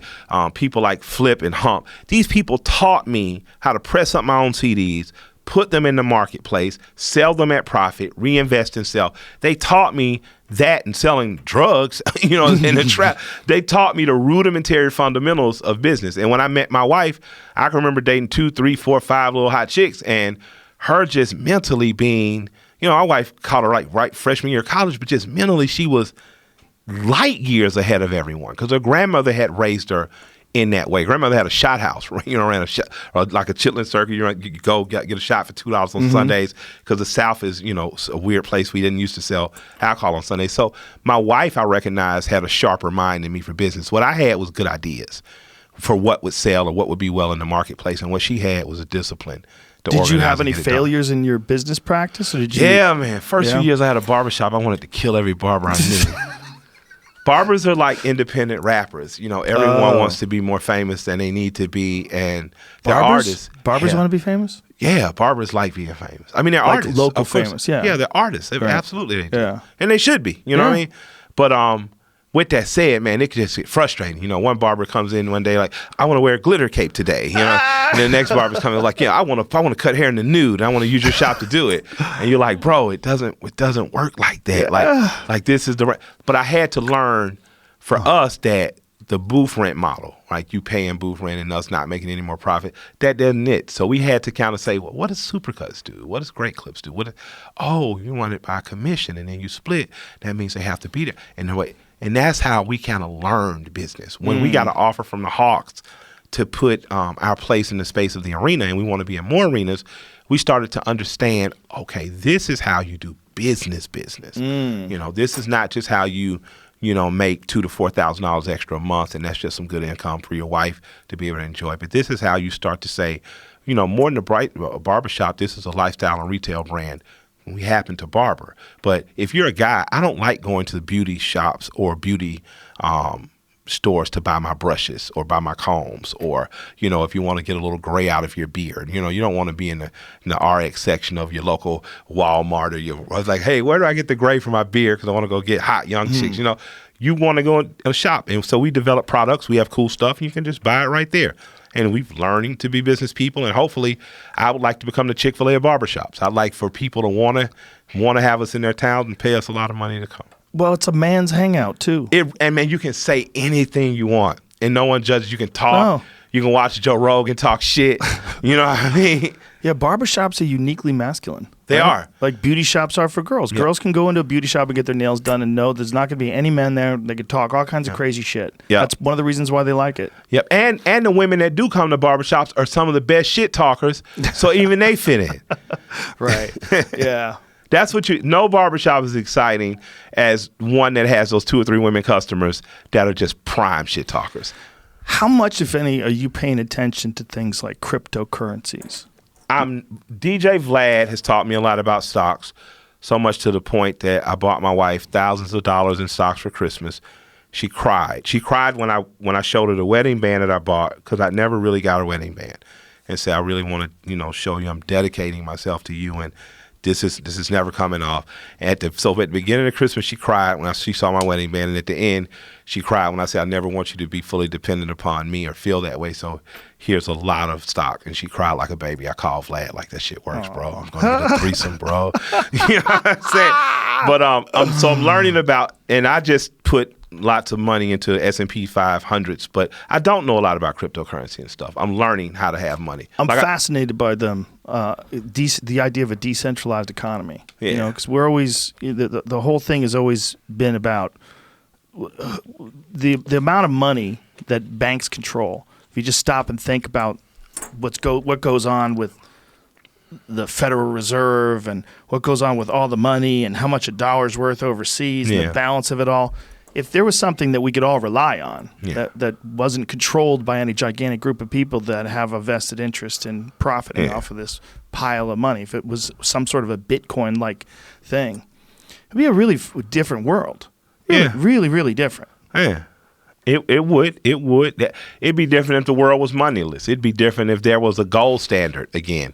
It'd be a lot of differences. But the question becomes, is the banking mafia of sorts ever going to let that happen? And what happens? How could they stop it? Well, it's like stopping the internet at this point. So you think it's coming? You think we're going to get the cryptocurrency? I think it's eventually going to be. What are we going to throw in the strip clubs? It's going to. They're gonna, it's be Bitcoin. That's a question, correct? Right? You can't throw coins in clubs. It's true. Yeah. What can you? Well, pieces of paper that tell you how much it's worth. Exchange on your way in. Yeah, that's what will happen. Yeah, I'm not cash apping no ass, bro. Bitcoin will become like dollar bills that'll represent Bitcoin, like a black dollar bill with a gold, like a shiny gold. Did you leaf lettering? That would be Did dope. you make a shit ton of money with Bitcoin? No. We made some of it for I heard- Fight for the Forgotten charity. They build wells for the pygmies in the Congo. My friend Justin Wren, he lives in the Congo for 6 months out of the year building wells. And so Fight for the Forgotten, we raised a bunch of money through this thing called the Cash App. Every time someone signs up, $5 goes to Fight for the Forgotten. Gotcha. And we got some Bitcoin that we raised that went to them too. So wells got built because of that. He's built, I don't know how many wells. Did you say like 18 wells they built for the pygmies? And they're constantly building new ones. Because the pygmies need fresh water. Yeah, he's a fighter. He fights for Bellator. He's one of their top heavyweights. Dope shit. And goes over to Africa and lives in the Congo with the pygmies. That's fucking dope. Yeah, he lives there in the village for months. He's gotten malaria 3 times, almost died from it. Yeah. That's some dedication. He's one of the nicest people that's ever walked the face of the planet. That's fucking nuts. So did he do the malaria shots and shit and still catch malaria? I do not I'm doing know. first trip to Africa next year. So, as a black guy, I feel it's important I go. I don't want to catch malaria, though. That's him back there. Wow. Yeah. They call him the Big Pygmy. That's amazing. Yeah. Nicest guy that's ever lived. Those are, wow. Yeah, I mean, the guy goes there for 6 months a year. It's amazing. He's always all over those there. people in the picture with him look like they're related to me. Yeah, it's pretty cool, man. He's got some great videos on Fight for the Forgotten. That's beautiful. Where you could see the wells being built and the water coming out. I got to check that out. You can send me the link. Yeah, for sure. Dope. For sure. What were we talking about? How do we get up to this? Cryptocurrencies. Yeah. Oh, yeah. Which I know so nothing about. we raised some money for him through Bitcoin as well. But I think that it's Give me some advice. I don't know enough about it. I'm an idiot. Just on anything money related. Because you have an Icon Jeep, so I know you have more money than me at this point. I just work a lot. You know what? That was such grandfatherly. That's true. That's the shit my grandfather would But say. I'm not a big investor. I'm not very smart. I got you. I have people handling that kind of stuff. But you do work a lot. But I don't pay attention to anything. I don't feel as guilty now. Yeah, I do too many things. Yeah. I've gotten myself to the place where I know exactly what I have to pay attention to and what I don't. And what I don't have to pay attention to is just gone. Robert Polay, my accountant, has made it pretty easy for me. It's literally a graph. This is $1 you make. This is what goes into savings. This is what goes into investment. This is what you and Shay were investing in real estate. This is for retirement. So now everything that comes in, I already know. So it's like when they call us into like, hey, you guys got a $500,000 a day. I just know that I'm not going home with $250 because after management commissions, my wife and my accountant already chopped that shit up. So it's like, I got enough money to buy a Camaro. Yeah. I don't like to think about that. I have to think about that because, I'm black. And, shit ain't been too good if you ain't got money. If you poor and black, America's fucked up. Yes. If you poor and black, America's fucked up with a dildo in your ass. So, my whole shit is let me take care of my money because my grandmother, her family owned land. They started as sharecroppers, but because they own land, she could become educated because they could sell the stuff they grew to stores and produce markets and stuff. So they were Methodist, so she got to go to school. My grandfather, his mother owned no land. So my grandfather had to work in a bread factory and cotton mills and shit. So I knew the difference between ownership and, the advantages of having something in it. So it's something that I kind of obsess on because I don't want my children to endure poverty. And I grew up working class. My wife, she jokes, but she says it a lot. She's from housing projects in Savannah, and her grandmother and mother worked their way out of there. But, she says to me all the time, you were spoiled. You're a little rich kid. So I'm like, what are you talking about? She's like, you had a fucking RV. I'm like, I lived in an A-frame house. She's like, I don't care. Your grandparents could afford an RV. You guys went on vacation. You were spoiled. You know what I mean? So I understand money means a lot. And it doesn't mean everything to me, but it helps afford me to be able to take care of her and my children. I completely understand it. But I don't really give a shit. Like on a daily basis, I'm more like you. But you think about businesses. You think about starting businesses and forming businesses. How do you have the time to do that and write and perform and all the other shit that you do? Because the businesses enable me to enjoy writing and performing. When I had to rap, when there was no choice, it wasn't as fun anymore. Okay. Because the pressure was, am I going to chart? Can I make this much? Will the record? Versus, if I have a couple of streams of revenue coming in, it makes it a little more relaxed, and my art is freer that way. Ooh, I like that answer. That's a great answer. Yeah. That makes sense. That makes a lot of sense, actually. Yeah, to free yourself up creatively so that all you have to think about when you're doing that, you're just doing what you want to do. Yeah, that's it. Yeah. That's it. Yeah, man, that's ideal. That's wise. That's the goal. Yeah. If I'm a lot of people talk a lot of shit about billionaires they like and they want to be. And there are tons of billionaires, from the nerdy sexy of Bill Gates to the wild, dope, eccentric sexy of Elon Musk to the OGs of Warren Buffett and shit. I like Ted Turner. I like Ted Turner as well. Ted was the guy who got 9, got snookered out of 6, ended up with 1 or 2. And it's like, man, I'm living my fucking life, growing bison, eating good meat, wearing a fucking cowboy hat with my funky mustache, chilling. Like, he was such a good owner of teams in our city when he owned the teams. He was a great man with TBS. And he did a lot of good. If a billion is the new style, I want to be a billionaire, right? But if having a lot of money is a standard, I'd like to be the quirky, eccentric guy like Ted. You know? Yeah. He always seemed free to me. Yeah. Especially once he got rid of Jane Fonda. Hey, man, shouts out. Listen, when he married Jane Fonda, the South, boy, we thought it was, it was like the city of Atlanta had went back to Gone with the Wind. It was just amazing again. It was, people were strutting around there. Jane Fonda's virtually our first lady. Wow. People start to, but she was a nice lady to the city. David Justice and Halle Berry were interesting too.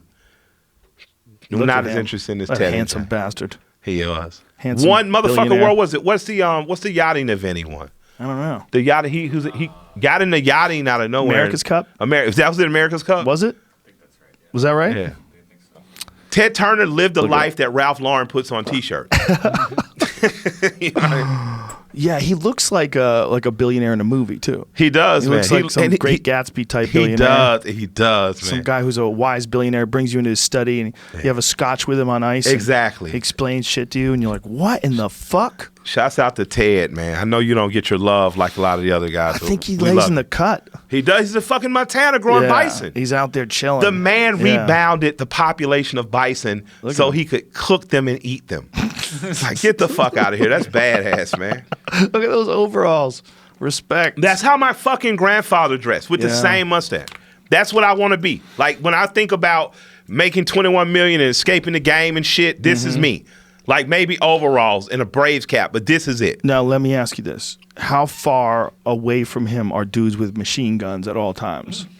But he's in fucking Montana. Yeah, but so what? I can drive to Montana. Who wants to kill Ted Turner? Who wants to kill? No one wants to kill Ted Turner. Get somebody. Bro, no one wants to kill. I would imagine he has 2 snipers.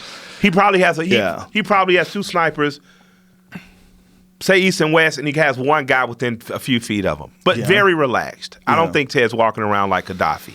You think you get to a certain Didn't work out well for Gaddafi. No, either. It didn't work out well for him. He was hanging around with the wrong dudes. Damn, OG.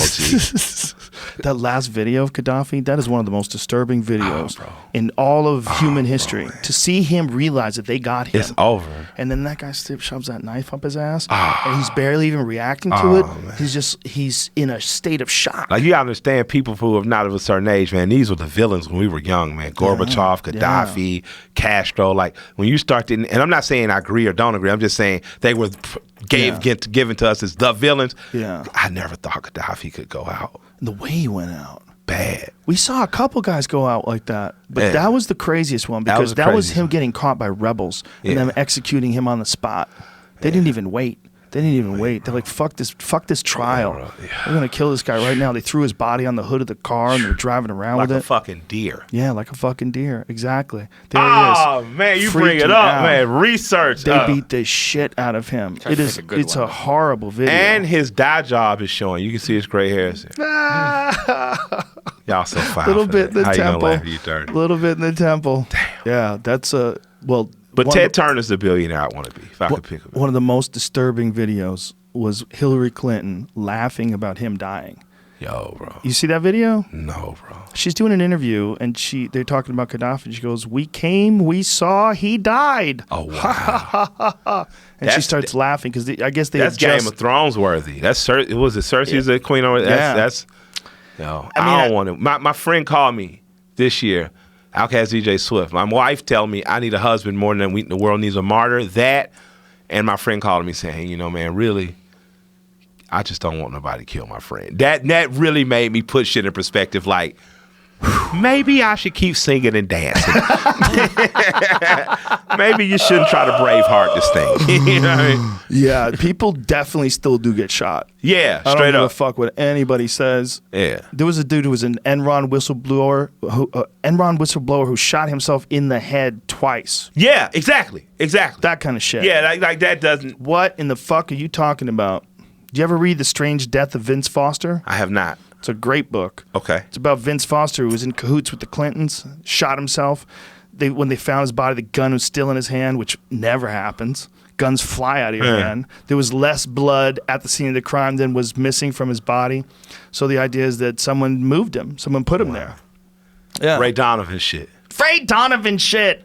They did it. For sure they did it. Back before there was an internet, all you had to do was grease the right amount of people, and it's have done. a plan in place. And it's done. It's done. They did it forever. They did it through the Roman era. They did it I the concur. Greek. They did it I from concur. the beginning of time. People have been whacking people. I concur. I It's don't think that 100% era still has ended. happening. A lot of people act as though those were, again, like I said, these empires that we're under have been thousands of years. Yeah. Like, it's like a corporation will change its name, Yeah. you know, and go forward as something else.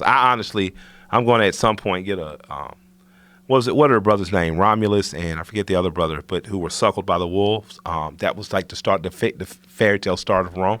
I'm going to get that as a pendant. Ooh.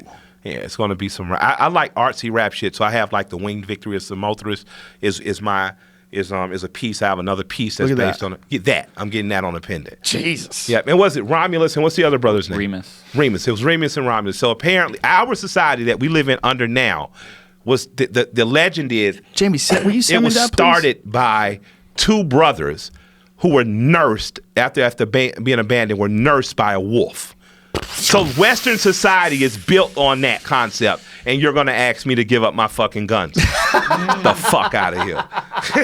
The fuck out of here, man. What a crazy-looking wolf, too. That Yeah. wolf's got chainmail around its neck and Exactly, face for bro. war. Yeah, I'm going to get that on a fucking pendant. It's going to be like this rapper big shit.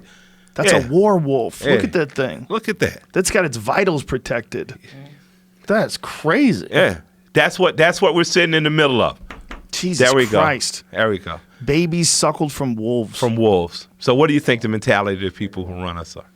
Jesus Yeah. Christ. I Look saw at this. that. I saw it in the loo. Me and my wife were stoned as fuck. That's incredible. Walking through the loo, and I was just like, "This is amazing." I stared at it. What a freaky looking wolf, too. It's all Yeah. hungry and shit. Looks like a fucking hyena, Yeah. actually. Yeah, it does. It doesn't look like it's got wolf hair. Because Looks- wolves are beautiful. Yeah. Like that wolf ain't. But it's weird that they decided to make a bald wolf. That's a bald wolf. Yeah, it's like shaved. Yeah, there's Yeah. no hair on it anywhere. Exactly. It doesn't show any hair. Who knows what the fuck wolves look like back Been then, hard though, to either. make. That's a good point. To shave the hair into the rock. Yeah, that's true, too. Yeah, it would be hard to shave it, but still. What a freaky idea. Yeah. So that's what. Suckled off of wolves. Yeah. Oof, And think about it, and that's the mentality of the rest of the rest. Have you been to Rome? Have you ever been? I have not been to Rome yet. I went a couple of years ago for the first time. It's amazing. Really? Stunning. Yeah, it's stunning. Antiquity. Is that what they call it? Yeah. Yeah. When you go to the Vatican, man, you walk around, you realize how much these motherfuckers stole. There is billions of dollars worth of art there, and you're like, where did you get this money? Yeah, and why Like, won't you guys give it don't have back? a business. Yeah. You're not out there selling sneakers. Where the fuck We're did gonna you leave get this all this candy shit? and Bibles, and we're gonna take all of this art that you Dude, guys had. It's crazy. Yeah. It's crazy. Yeah. You know what's interesting? You know when you see Roman guys with little dicks? The little dick yeah. thing, On they the thought sculptures. big dicks were disgusting. Like big dicks were too savage and not civilized. They had little dicks in these little statues. If you look at these beautiful, perfect bodies, all little dicks, and that was because they felt like big dicks were gross. Oh wow. How crazy is that? That's what the guy, at least the professor that was guiding us, told Little us dick that. dudes, you're in the wrong century. You missed it. Yeah, you were almost there. The thing is, though, they want something that doesn't exist, right? Because a guy who's built like that is going to have a hog on him. You know? If you look at the way those guys are built, they're fucking Adonises. They're gonna have a hog on. Right? That's beautiful. You see Anthony Joshua step into the ring. You go, that guy's got to have a gigantic dick. He has to. Look at him. He's a fucking specimen. There's no way he has a But regular sized dick. if with that said, if you look at bodybuilding, Yeah, but that's a different animal. They're breaking their body's ability to perform to create Yeah. testosterone. Their nuts are shrinking. fucked up, bro. Yeah, This looks bad. I got a picture of Ronnie Coleman that I send to my friends every now and then, just as like a wake-up call. Yeah. I save it on my phone. I send it. I just want you to know that this is how big people can get. So while you're lifting weights, just keep everything in perspective and always know Yeah, baby. that this is possible. Get it. There's man, one of yo, them. Ronnie Let me show you the one that I got on my phone, Jamie. He just had back surgery again. Prayers up to Ronnie. I heard there's a documentary about him that's on Netflix I watched now. it. It was just sad. It was and not sad, but like you feel bad. Just like, first of all, it's amazing he had that type of discipline. He was eating 10,000 calories a day. He was training for 1 hour a day, doing full training, top to bottom, because he was a cop at the same time. And he was just a bull about it. Here it is. But with that said, oh my God, Look at that picture. yeah, that's not good. That can't be. That's insane. Yeah, that's insane. That's insane. This one, Jamie. That's See if you can find that one. It's insane. yeah, and now his back is savagely just betraying him. Yeah. Well, he apparently would lift so much weight. Yeah, he's much smaller now. He would lift so much weight and worked out so much harder than anybody. Wow. Just Look at his lats. I want to send this so people can get it. See That's the amazing. one that we're looking at because it's so fucking freaky. That's like when you see the picture of that bull. exactly. You know what bull I'm talking about? Yeah. Yeah, they have something wrong with what is that? Myostatin inhibitors. Myostatin inhibitors. Yeah, What's that? Myostatin is something that apparently it regulates the muscle growth. And when these myostatin inhibitors, when they either happen accidentally on dogs called whippets. I don't know if you've ever seen a whippet. I know the little whippets. Whippets they have an anomaly that occurs pretty rarely where they grow like double the muscle. They fucking look super jacked. They don't You even gotta look like pull real. that shit up. Yeah, pull up one of those myostatin whippets. Oh, I got the Ronnie. Okay. You So wanna here's join the some blunts on? sure. There's the Ronnie Coleman picture so everybody can see it. That's the one we're looking at. Like, what in the fuck? Jesus. Those pictures, as you're a fat guy walking into a gym, do more to dishearten you than anything. Yeah, you're like, more. I can't even get Exactly. no one's getting You're like, there. what the fuck am I gonna do? I'm not getting there. It's not happening. You would have to be on everything that science has ever Twice. concocted to put that kind of mass on. Mass! And you have to have perfect genetics. You have to have everything. You have to have the storm. Jesus Christ. See if you can find those whippets. The myostatin whippet. It's crazy looking. It doesn't even look like a real dog. It looks like someone's CGI, like someone's fucking with it. I just made but it. It's a real dog. They just have a weird anomaly, a genetic anomaly that makes them super fucking jacked. Like How does they look like that work though superhero in terms of dogs. like I like pit bulls. Like I like There it is. Look at that. That's fucking real, shit. dude. I always thought that was fake. No, that's real. Wow. That's real. There's a bunch of them. It happens in this community for some reason. I read something about what it is about breeding that somehow or another this gene, this trait is more common in whippets than most other animals. That's I forget. crazy. I like the traditional style pit bull, like Pete from the Little Rascals, right? Yeah. All right. The new pit bull, the ones that are lower and bulkier, almost like the lowest as an English bulldog, but are over muscled. I always wonder how useful are they? Well, if they get a hold of you, you're fucked. That's for I sure. know. This I know. The This I power know. is just This I know. insane. Yeah, the absolutely. power that those things have is insane. But it's bad for. It's really when you get an animal like this and they not have good a hard for them, time right? breathing. It's not good for Yeah, them. exactly. Yeah, a dog is supposed to have longer legs so it can move good. Pit bulls were Yeah. bred for a couple reasons. They were bred for purposes of fighting and purposes of bringing down bulldogs. You know, Yeah. they run alongside the bull, grab the nose ring, drop their weight, flip, essentially flip a bull. Yeah. So I'm just thinking to myself, as we like the aesthetics of what they look like, what are we really doing to these little guys where they're buffed as shit, but they're short as shit. It's hard to get up a pair of steps for them. You know? They have such amazing qualities because of the fact they're game bred. Because the ones that responded negatively to people, that would growl at people or show aggression to people, they culled them. Yeah. So the ones that are real game dogs, those little 35-pound males, Yeah. those are the best dogs on the I planet agree. Earth. Man, I've been trying to convince Shay for like They're so nice. 3 years. They She's like, love I want everybody. a dog. I'm like, Shay, I'm sorry, I can't do like these other rappers and get a fucking a girl dog and act like that. You already make me hold your fucking purse. I'm not It's gonna all have a girl Instagram dog. pictures. Like, yeah, All straight the Instagram fuck up. pictures of you Like, holding for her real, purse so are hilarious. I'm hilarious. just like, I buy these things. They're thousands of fucking dollars. I shouldn't be having to color coordinate because you want to fucking walk around, you know. Hold my purse. Yeah, I have to go to Phoenix Sky. That's one of her Yeah. favorite stores. I'm going to Phoenix Sky, hold my fucking purse. I'm like, fuck Hold your you. purses up. hilarious checkmate move that girls put on Her you. gun is in there though, so I feel a little manly, but it's still a fucking Louis Vuitton purse, But if I had a pit, had a great pit, then I'm just like, I can't get a girl dog. I got to get a pit bull. You could get a little pit bull and people won't even know it's a pit bull. Yeah, and they're nice. Like I told her about my oldest daughter's 21 now, Anaya, and we had a pit named Coca. Anaya for some reason did not like sleeping in her bed or laying down. Anaya we would have to, and this is when I'm working. Like I'm getting up, going to work at the fucking Advanced Auto Parts. Her mom is in school, in beauty school. It's like we're tired, we're young, we're too young to have had a baby. We're beat the fuck up. Anaya would only sleep in her little rocker. This dog would sleep directly under her, and if you were not me or her mother, you were not walking up there touching this child. Whoa. And when my daughter was awake, she was her best friend. She could ride her like a horse. She could tell her to sit, stand, move. She'd do anything. But in her eyes, that her purpose in life was to make sure that this child was safe. That's amazing. Those are the pit bulls I know. Big Boy, Pitfall Kennels, his brother, he and James have one. They have amazing dogs. Yeah, there's a lot of those out there. There's a lot of great pit bulls out there. The only problem with pit bulls is they have an aggression towards other dogs. They do. And if they absolutely do. Yeah, you have another dog around, there's likely going to be a scrap. And it got to be exhausting for me. I understand that. I had. Well, I'm pro one or two. Like my thing is, you should only have one or two pits. You should have one pit that's dedicated to you and the family, or you should have two pits that are part of the family and they understand, who's the dominant and who's the alpha and who's the beta. I had one pit that I got from the pound, and she had been in the pound for like 5 months. Yeah. She was in the LA animal shelter. She was only 11 months old. She was a prison dog, basically. She just, most of her life had been locked up in this little cage. And that dog, if anybody else wanted to get pet, she would get up to them and go, get the fuck out of here. She would show her teeth and growl at them. She didn't want anybody getting pet but her.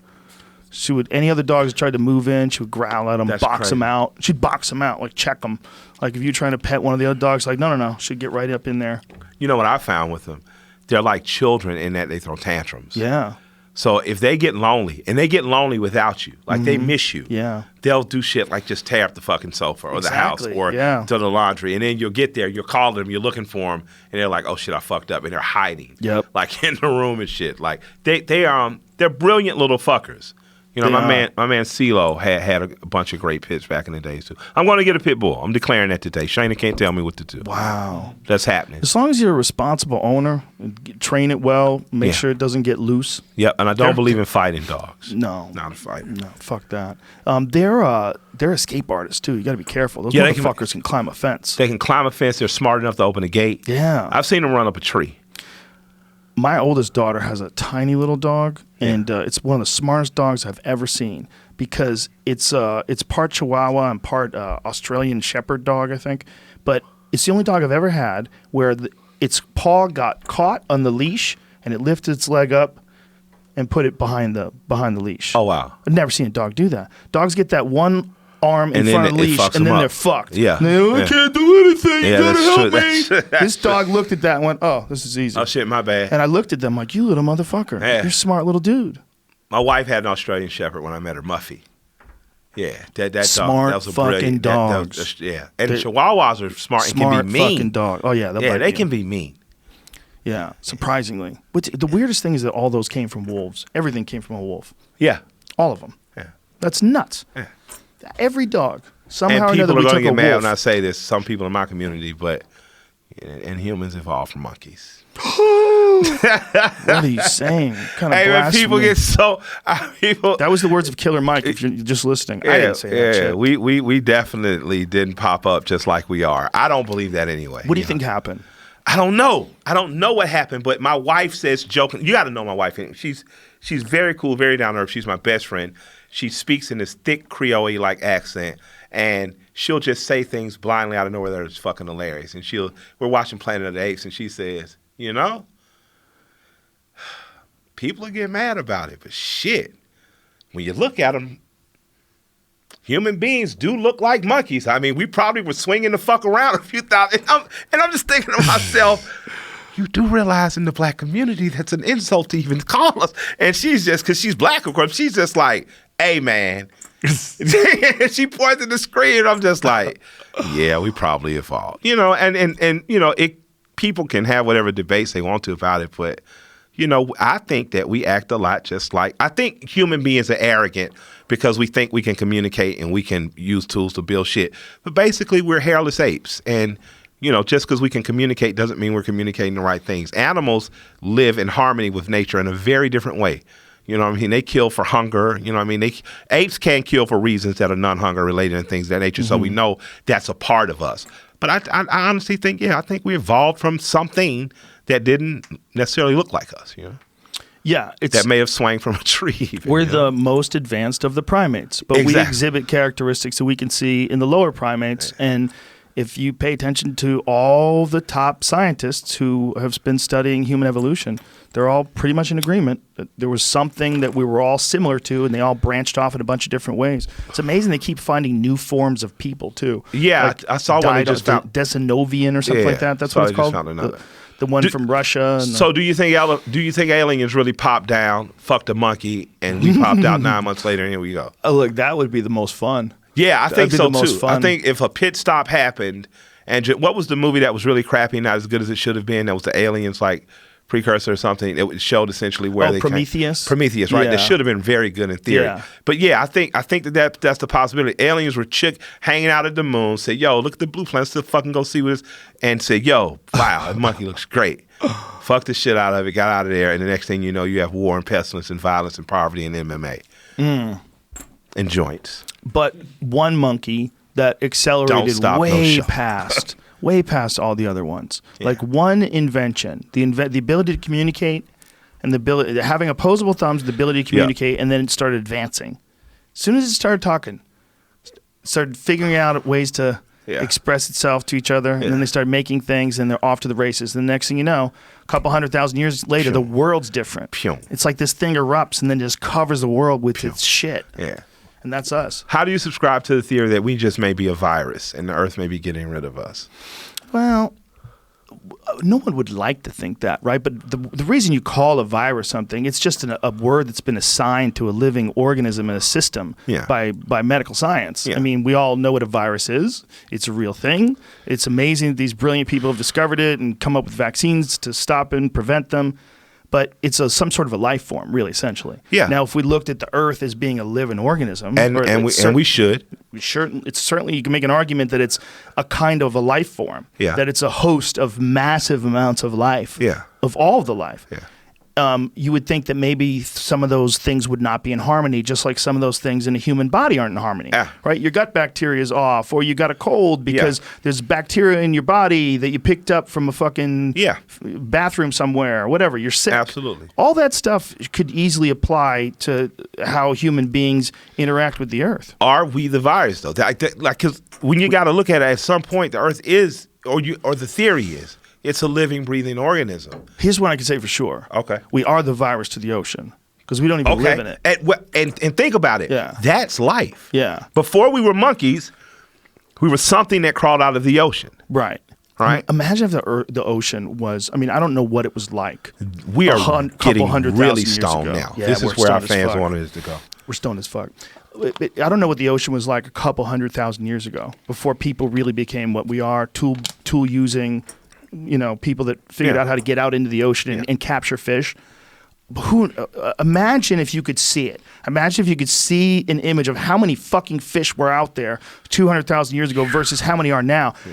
It's like they live next to a vampire that just keeps sucking the life out of it. I bet we've killed 50% of all life in the ocean. That's what I'm saying, bro. Like we have to think of ourselves at some point. You got to say, maybe the best thing human beings could do for the Earth is to end humanity. Maybe, but maybe viruses are there for a reason too. Maybe it all needs to exist. There needs to be some sort of a balance. We're always trying to eliminate bad things. Yeah. Maybe they do serve some sort of weird fucking purpose. So even in that, we find purpose as humans. That's the talent of humans, the ability to adjust and make logic out of us being here.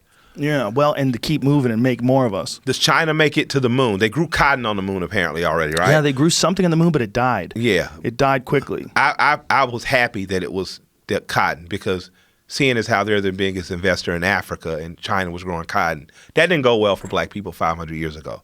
So I was just like, please don't let cotton grow on the moon. I don't want the transmoonlandic slave trade to start, and I have to learn Mandarin and shit. So, do you think they actually set up shop before us, or is America still number one? Because I feel like we lost that day. When China landed on the moon? Yeah, I feel like, oh shit. I've grown up being, like I'm black, I'm American, but I like America. A lot of people don't say I like America. I love America. Yeah, exactly. I feel like we're bad. Like Frederick Douglass, when asked would he leave, I answered, like, what the fuck am I gonna leave for? When I see something like the moon landing, the China with the growing the plants and landing their what exactly was it? Was it what was the kind of ship that they landed on the moon? I don't know. They put one on the moon apparently, and it's some type of rope on the dark side though. Right. On the side that we didn't make it to, or just went and told. And they got video of it. Back. It was a drone, right? Yeah. Is that what it was? Some sort of a drone? I honestly think about that as a win for science and for innovation. I don't think about it in terms of like nations, because I feel like that is done by scientists. That's done by the wizards and the geniuses. So are you saying we're going to steal the scientists? Because when Kennedy gave the fucking speech, Kennedy made it seem like the moon landing was going to make us the preeminent nation. And I think that's the propaganda China's going to run. You don't think? Well, I think they have some fucking amazing technology, and to deny that would be ridiculous. But I also think that it's important that everybody be competitive in this. Like if you really want to make things better, you're not going to do that in a vacuum. Gotcha. What helps the technological innovation, one of the reasons why it's so accelerated is there's so many people working on it.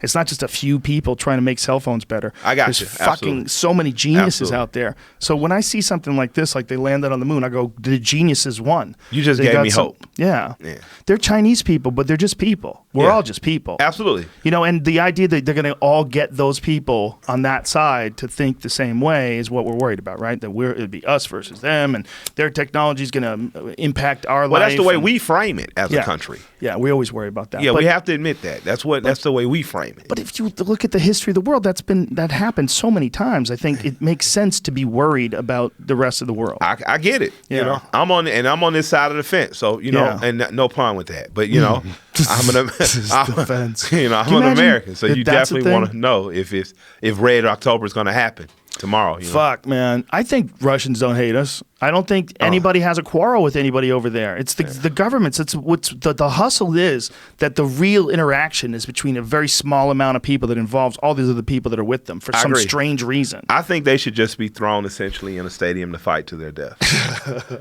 Putin would be the king of the world.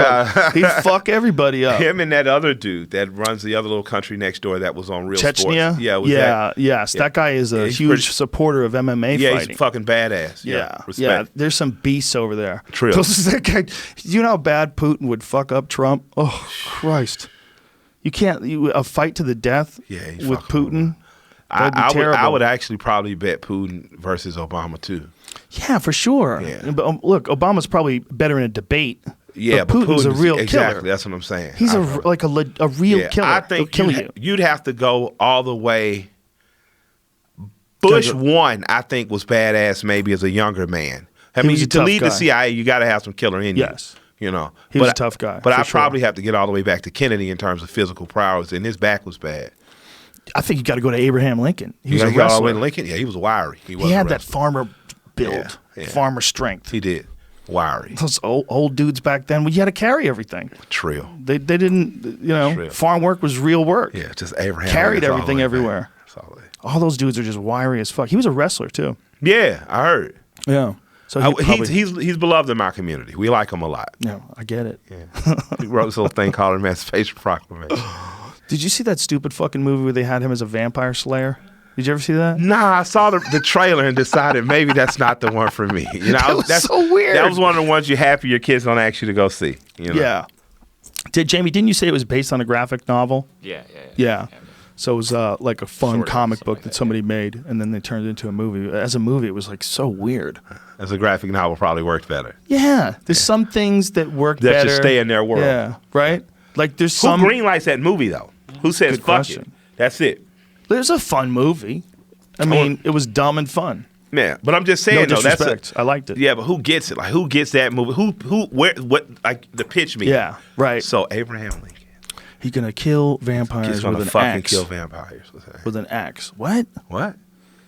Yeah. They probably said another president first, and they said who, and then they said Abraham Lincoln. What's up, Produced Chase? by Tim Burton. So Oh, I love that dude. He's wacky though.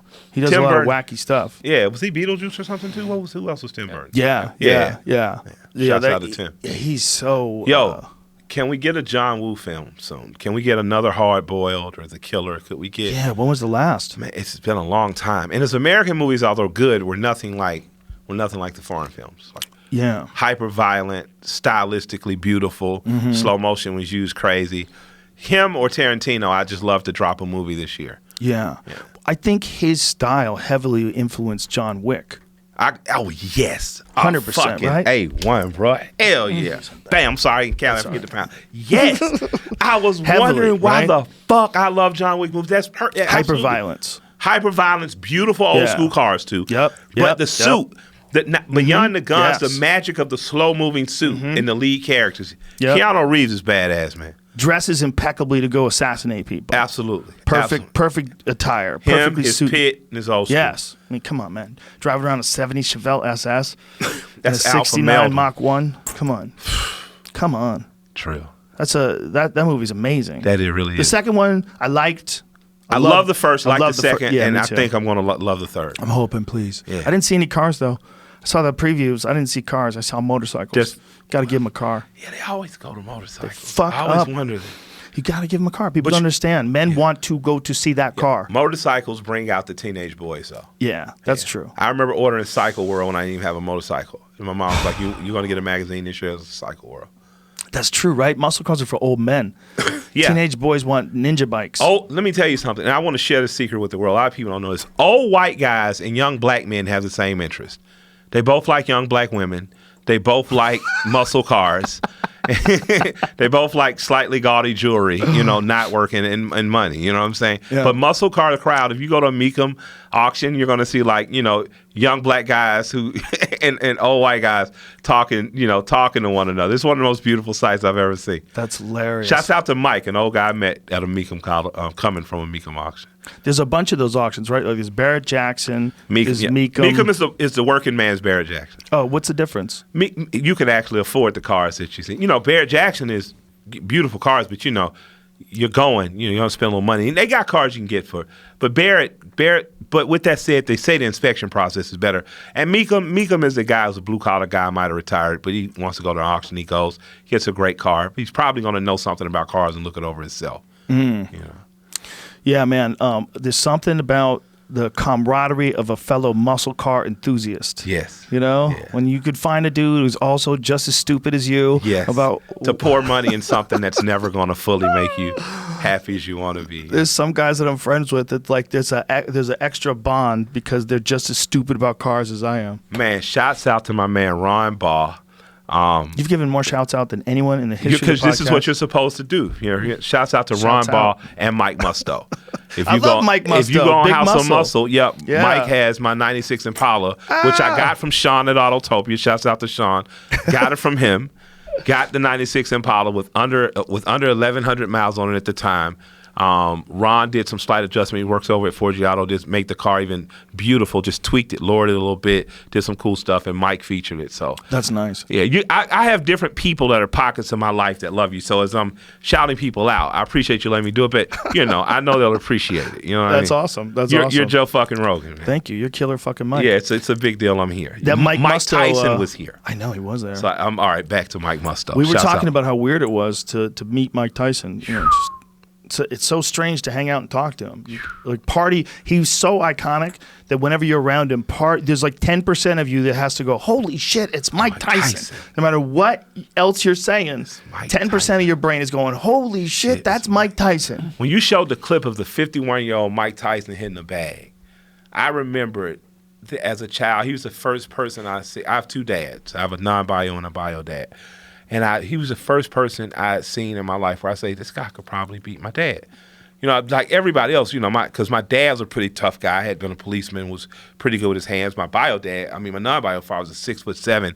He played offensive tackle on same high school team as Richard Dick. So I got some pretty, badass dads. Not they're acting tough. You feel protected as a child. Right. I remember just seeing Mike Tyson just like, whoa. this guy could probably fucking kill everything. My dad. You know what I'm saying? He hit with such vicious and evil intent. It was amazing. Yeah, he could still do it. Yeah, that's what I saw when he was hitting the bag. Like He's still terrifying. Yeah, if he was a young contender coming up, you would look at him and go, wow, this guy can punch. Yeah. He doesn't have nearly the hand speed that he had when he was young. Look at that, man. Yeah, that was the peak. He had an amazing story, though, man. Listening to him describe his childhood and how Customato had hypnotized him. Yeah. That was amazing because I'd never heard him talk about that before. And that's what people need to understand, like who he was. People want to say, oh, he was hyper aggressive and he did terrible things and he was violent. And this, think of how this kid grew up. How he was an developed. orphan. Yes. He was literally orphaned. Taken in by this one guy, the first time in his life where anything is positive and it's all about fighting and being a destroyer. And he gets hypnotized by this guy to be a destroyer. And he's a physical specimen. He really is. You put your hand, when you grab, when it's just his hand, like his whole body's like carved out of a large block of rock. He's a tank of a man. Wow. You know, still to this day, he's a tank. Absolutely. And when he was young, they saw that right away. Teddy Atlas said on this podcast that when Mike was 13, he weighed 190 pounds. And they didn't believe he was 13. They thought he was sandbagging. They put him in at 16. He's like, yeah, okay, say he's 16. Nobody would believe he's 13. And they were like, come on, you're saying this fucking kid's 13. They didn't want to believe it. Wow. And he just let him have it. Okay, you don't want to, because he said people were always lying about how many fights people had. Yeah. They would always say he's only had 10 fights. And you see the guy move immediately. I'm like, oh my God, this guy's had 50 fights. Yeah. Like you can see watching him. And Teddy was saying that was always the hustle, that everybody always lied a little bit about someone's record. And when they saw Mike Tyson at 13, weighing 190 pounds, just a fucking specimen. There's some people that are just built perfect for certain things. You know? He was built to be that. He was built perfect for bobbing and weaving and getting in tight. And he was so fucking fast. His hooks and the uppercut was so nasty. Which fighter has that uppercut? Lennox Lewis had a tremendous uppercut. Yeah. Yeah, there's some fighters today. But Lennox was Anthony taller. Joshua has a tremendous uppercut.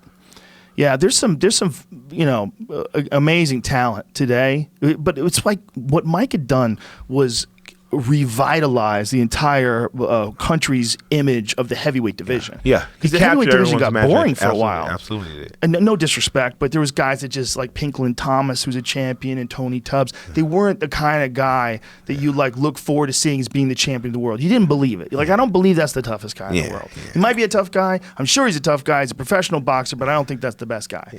And then Tyson came along and like, there he is. Yeah. Mike had the perfect name. He had the perfect look. He had the perfect body. He had the perfect image.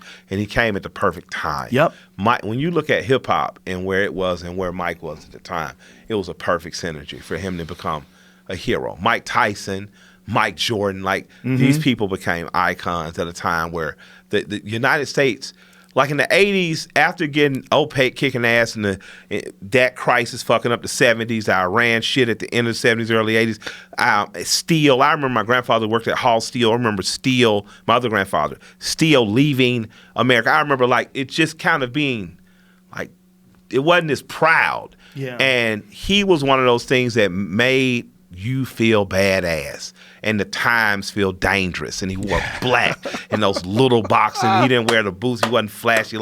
He was a perfect villain at a time where villainy, NWA, you know what I'm saying? Yeah. It was celebrated danger. I think he was perfect for the times, and I think he's perfect for now. Like what Mike is, when I hear him interview and I really talk, and people make fun of his lisp or whatever, and I think that gets in the way of you hearing the real wisdom he's saying a lot of times. Yes. Like Mike has repeatedly talked about change and about growth and about how he doesn't see things the same. And I think if we actually listen to that, it kind of challenges us to do the same shit that we really don't want to do. Yeah, he's one of the rare guys that you'll talk to that accomplished an insane amount, literally became one of the most famous boxers in the history of the sport. And you talk about him now, and all he wants to do is dismiss that past life. Yeah, he wants to. I was silly. Look at me. I'm a silly person. Yeah, he's a real warrior. Yeah. Like he's like in a classic kung fu film. He's the reluctant teacher almost. Mm-hmm. He's you do a movie. Mike is the guy who, as a student, go to beg to teach you to fight, and you want to know why he won't teach you, and it's because you find out later your teacher killed someone, in the ring or some shit. Like he is really that character. He is you could tell even with the pigeons back in the days that there's kindness and love in there somewhere. Yeah. And now he gets to express it to human beings. You just see he's a happier person. You know what I mean? Until you bring up Don King's name. Yeah, don't do that. Yeah, and then you get scared like he's gonna fucking beat me up and my dad too. You know. The crazy thing about him selling weed now is that they charge what did they charge him $300,000 I think for he tested positive for the Andrew Galata fight for weed. So they fined him $300,000. They just stole money from him because he had weed in his system. Wow. Now he sells weed. When are they gonna let NFL guys smoke weed, man? They should let everybody smoke it. It's good for your brain. If you're especially if you're doing something like slamming into each other, running 30 miles an hour. Yeah. It's probably good to give them something to calm them down. True. Release some of the inflammation. Yeah, I mean, grown adults telling you can or can't do it is just what's ridiculous about it. At the end of the day, a grown adult telling you they can't. The ones who say you shouldn't smoke weed, they don't do it. They don't know what they're talking about. Have never done it. The ones who do or don't, or the ones who have, and like, I don't do it anymore. I don't like to get high anymore. Those guys, you're like, oh, okay, I get it. You used to. You don't like to do it. Fucks with your productivity, whatever. Yeah. I get it. But if you've never done it and you're talking shit about it, you don't even know the benefits. Nah, you really just want to be like, shut up. There's benefits too. Yeah. There's definitely some people get fucked up by everything, whether it's weed or alcohol or speed. People get fucked up by Some people get fucked up by Benadryl. Yes. But I can honestly tell you that I read an article in HuffPost or something years ago that talked about parents who smoked and stoners actually being more engaged with their children. So that doesn't mean you get up and you get fried the first thing in the morning and take your kid to school. But it does mean that where drinkers or smokers would come home and almost avoid the child to smoke or drink or do something else or had other things going on, stoner would literally pop up, may take a hit or two of the joint, and the focus would be more on just being a child parent and kind of kicking it, cooling it, and chilling. Yeah, you're way more curious when you're high. So if you're just a little bit high and you're around kids, you would be thinking more the way they're thinking, or trying to be a little calmer with them and a little bit more patient. It makes you a more relaxed person. Absolutely, because the anxiety is given to you. You know. Shouts out to Charlamagne the God was shook once. Talked about. Yeah, he talked very openly about anxiety in that. And he's one. Yeah, these are the people I like to see you bring up too. He's a great folk. I got that on tape too. I got that one in audio. It's nice. I was listening to it. I was running. Yeah, like man, it's good because he reads it. Yeah, we don't acknowledge that. Like in the African American community, kidney disease is something that plagues us, and not just diet. Carrying around stress and all that anxiety is bad for your kidneys. That's where your fear and stress beats up the most. Yeah, I think it's very important for all of us to be honest about how we feel. It doesn't make you weak. It just makes you brave enough to be able to express honestly what everybody is probably feeling, but is scared to bring up because they don't want to be thought of as weak. Yeah. They don't want to be a whiny bitch. Yeah. So they don't want to tell you what's going on that's wrong. Yeah. But especially something like anxiety, man, the delicate balance of chemicals that exist in the human mind and how much it can be affected by stress and relationships and life in general and your diet and all these other factors. Yeah. And then there's genetic issues. And some people just have problems. Yeah, wound tighter than others, absolutely. And you can get help. You can get help. You can get help through cognitive therapy. You can get help through medication. There's a lot of people that believe that ecstasy should help people, that they should be able to do MDMA therapy for a lot of people with stress. Yeah. There's a lot of talk of that now, and now that I think your body, you making the decision on what to put in it, is more in line with right than wrong. Well, especially if there's science behind it. Yeah, like if they allowed it to be legal, then you would allow it to be regulated, which means you would allow it to be like you would know exactly how many milligrams of this is in this, and how much you should take if you weigh 112 pounds versus you weigh 212 pounds. Yeah. That all those things should be taken into consideration by scientists. Absolutely.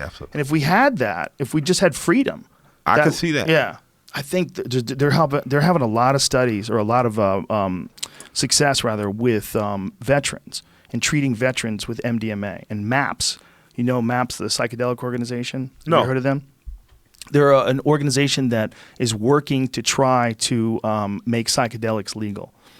And one of the things they're pushing initially is this MDMA study that they've done with veterans. And they're showing a significant benefit in reduction of PTSD and stress from veterans who come home. And they've seen a lot of shit over there. And they're just, fucked up from it. And it seems to be one of the best things they've ever found and discovered for alleviating. The other thing that they've used it on is I think John Hopkins had one they did with psilocybin. Same sort of result. Give people psychedelics under controlled situations, and they have a big alleviation of stress from the past. They can let things go. I got introduced to mushrooms by Outkast DJ Swift, and that was a beautiful experience. I introduced my wife to them because of that. Yeah, so I can definitely see that. Yeah, there's something to them. Yeah, for sure. There is. Me and Elle enjoy mushrooms while we make music. Do you really? Yeah, mushrooms, weed, and whiskey. He doesn't drink whiskey. He drinks tequila, or what do they call the other tequila? The mezcal, is it? Yeah. Yeah, he drinks mezcal. I drink whiskey and shrooms and weed. They usually. We had drunk ants in here from yesterday, apparently. Richard Rawlings brought this cinnamon tequila, and some of it had spilled on the table, and the ants had found it. Yeah, So I see them pop up. everywhere. I've been brushing them along, yeah. They were everywhere. Yeah. They were drunk. They were just drinking tequila, and there was just a giant line of them. Like they found the fucking bar in the middle of space. And got at it. Yeah, they found it, and when we got here, it was covered with ants, drunk ants. My wife made me hang out at a bar all night last night with her and her friend. They got shit-faced drunk, threw up in the Uber, and Nice. were running through the hallway in their underwear back at the hotel. That sounds like a good night. Yeah, definitely. Throwing up was. in the Uber, like how many times does that happen to those poor bastards? Yeah, for real. I tipped the goddamn near $100, man. I was like, man, I'm sorry, bro. You know what I mean? I apologize. How much puke? A large amount? Nah, but enough to be aggravated. Because she had a bag. So, you think that the bag catches, but it wasn't plastic. And so it gave a little leak. It's hard to get that smell out. That puke smell? Yeah. Oof. It costs about $150 to get it out. To get a puke smell out, really? Yeah. That shit is in your body. Like, imagine if you turn yourself inside out, how bad you smell. Ugh, puke Your smell. first fart of the morning. But puke smell, there's something uniquely That's why disgusting. I don't like yoga. Hot yoga, rather. Regular yoga I can endure. Why don't you like it? Because hot puke? yoga, no, fart. The inside of your body, man, moms are farting. Straight up. When you go to hot yoga, you ever did hot yoga? You ever had a hot chick convince you to do that shit? Like my wife's hot, so she could talk me into most dumb shit. Right? So, we're going to fucking hot yoga. Yeah, hot moms, tits, asses, yoga shit. You got a block for me to say. And then it's like, woo. Bitch, did you fart? You know what I'm saying? Like, I know my wife fart. That's not my wife fart. Like, and then you say, fuck it, you start farting. Oh, no. Yeah, like, Battles. fuck. And then that shit is Battles. wow. Yeah. Yeah, so I don't fuck with hot yoga. I'd rather just do regular yoga and then just sauna that shit out like you. Yeah. I like hot yoga. Yeah. I like it. You don't fart? No, Tell the truth. I don't. Come on, I do so it get the fuck fasted. Okay, but I do it first thing in the morning. Respect. Yeah. No one farts though. Oh, people fart for sure. Okay, but that's less all I'm saying. people fart if you go to the early classes. Okay, all right. So Go to a you're in 6 there a.m. you're in there class. with the pros. Yeah. All right. Yeah. All right. There's a couple different places that I go to, but I like going to the early classes. All right. Do you Get things out sauna of the way. same day you hot yoga? Sometimes. Most of the time, no. Most of the time, no. All right. I was gonna say, that's like a double dose. I have if I have an injury, if I have something that's fucking with me. But if I do that, I almost consider it like a sauna because you get so goddamn hot. Like the room might only be 104 degrees, but when you're working out hard doing yoga, your body is pouring sweat. Yeah. You must be heated up as warm as you get in a sauna. It feels the same way to me. Gotcha. It feels like almost like I'm trying to work out in a sauna. Gotcha. There's doing some study now on, at Harvard about it, about heat shock proteins and hot yoga and how much inflammation it reduces and how beneficial it is to you. I forget what scientists were involved in it, but a bunch of people were talking about it the other day. I know it definitely gets gas out your ass. It definitely does. Shouts out. Well, if you have something that you shouldn't be eating, like you eat a hot dog with sauerkraut and a Coke, and then 2 hours later try to go to yoga class, you're a criminal. You're a terrible person. So it sounds like a fucking motorboat. And there's nowhere for that fart to go either. It's stuck in the hot, warm air. And that's the thing. It stays there. That wet air. But if you get the real earthy chicks, they burn sage. And then that starts to suffocate you and you got to leave. The real earthy chicks. Yeah. Do you know sage? Someone told me this. Check and see if this is right. We might have talked about this before. Salvia is sage. Salvia divinorum, someone said, is like the same shit as sage. Really? Yeah. My wife burns sage a psychedelic. lot. Shay burns sage. She's a sage burner. First, I didn't really like the way it smelled, and now it's almost addictive. Like It's a beautiful smell. It's a weird smell. It is weird. Someone said it's like related to to Salvia divinorum. Like they're so closely related, they think that might have been why they call it sage. I think So that's do you what get this a guy little was saying. stoned off stage? You get a buzz or something? They're saying from I don't the smell. know. I've never caught a sage buzz. Let me see. Yeah, I mean, but it does calm you. Yeah. Like if I walk in the room and I smell it now, I instantly feel just like. Yeah. The common sage's official name is Salvia officinalis or something. So it's like a cousin, the Salvia same divinorum. sort of like genus, I believe is how that works. I never know if I could say genus or genus. I always panic on that one. I believe it's genus. But So that's. I wonder if that's where the name sage came from, because a sage is a wise person. Yeah. Came from the use of some trippy plants. Could be. It might be, or it might just have some other strange. Find out like what's the origin of the word sage. Oh, and it's in the mint family, so that makes sense. Why is it called sage? Sage was once considered a medicinal cure-all. Sage is an herb that has a sweet yet savory flavor. Sage, botanically known as Salvia officinalis, is native to the Mediterranean region. Sage's botanical name comes from the Latin word salver, which means to be saved. Huh. Interesting. So why do they call it sage then? So someone calls it salvia, and salvia, whatever the fuck it is, and then we call it sage. Why do we change the name? It still doesn't say why we changed the name. Or the botanical name makes sense. It comes from the word salver, meaning to be saved. That makes sense. But why sage? You mean like we like in English? Yeah, why do we say We probably sage? adopted it from however they were using it back in the Mediterranean region. Whatever word they use is probably very close. But they always like treat you like you're stupid. Like you have to have a botanical name. Like, bitch, just tell me the name. What's the name? Why does it have two names? What is it? What is it? Is it sage or is it Phoscomyces ilatosisamanine? Yeah, sage is definitely easier to say. Yeah, these crazy ass names you guys want to give them. These scientists, they're all like, "Look, we'll tell you, let you make your own little name for it." There you go. What do you want, little people? There you go. Little people that don't understand science. Yeah, let's just call it sage. That's right, sage. Sage. You can't pronounce that salvianorum. Can't do it. Have you ever experienced that stuff, salvia? No. That was one of the ones that slipped through the 1970s psychedelic act. They had a sweeping act that made a bunch of things illegal, including apparently some of the things they made illegal aren't even psychoactive. They just try to make everything illegal, but they missed salvia. So you used to be able to buy it. You used to be able to go to a gas station and buy salvia and trip your fucking balls off. What's a salvia trip like? I only did it once, Okay. and it was really weird. It was like I don't think I did enough because Ari Shaffir had an entire life. He lived for 3 months in one salvia trip that took 10 minutes. We talked to him about it. It's the craziest fucking story. He had relationships and breakups and jobs, and he lived a different life and then woke up on the couch in 10 minutes. Underwater. Yeah. He lived underwater, right? Yeah. Yeah. Dude. Just tripping balls on this stuff that you could buy from the gas station. That's insane. It was crazy. Yeah, I try to stay in very dense indicas. So there are times where a very dense indica and the mushrooms kind of take me on a trippy ride. Yeah, but I don't know how far I want to go. There's Ari right there. That's him tripping. They got it all on video. Oh shit. Yeah. Him. I mean, this is some stuff that I don't know if it's legal anymore. I think they've made it illegal. But you used to be able to buy it virtually anywhere. Yeah. Head shops, they all carried it, and it's so much more potent than weed, but yet legal. And has a long history of people using it too, I think, He's right? straight tripping for real. Tripping. So when I did it, I didn't get any of that, but I did get a third. I wouldn't want you to be that tripping. You're a strong guy.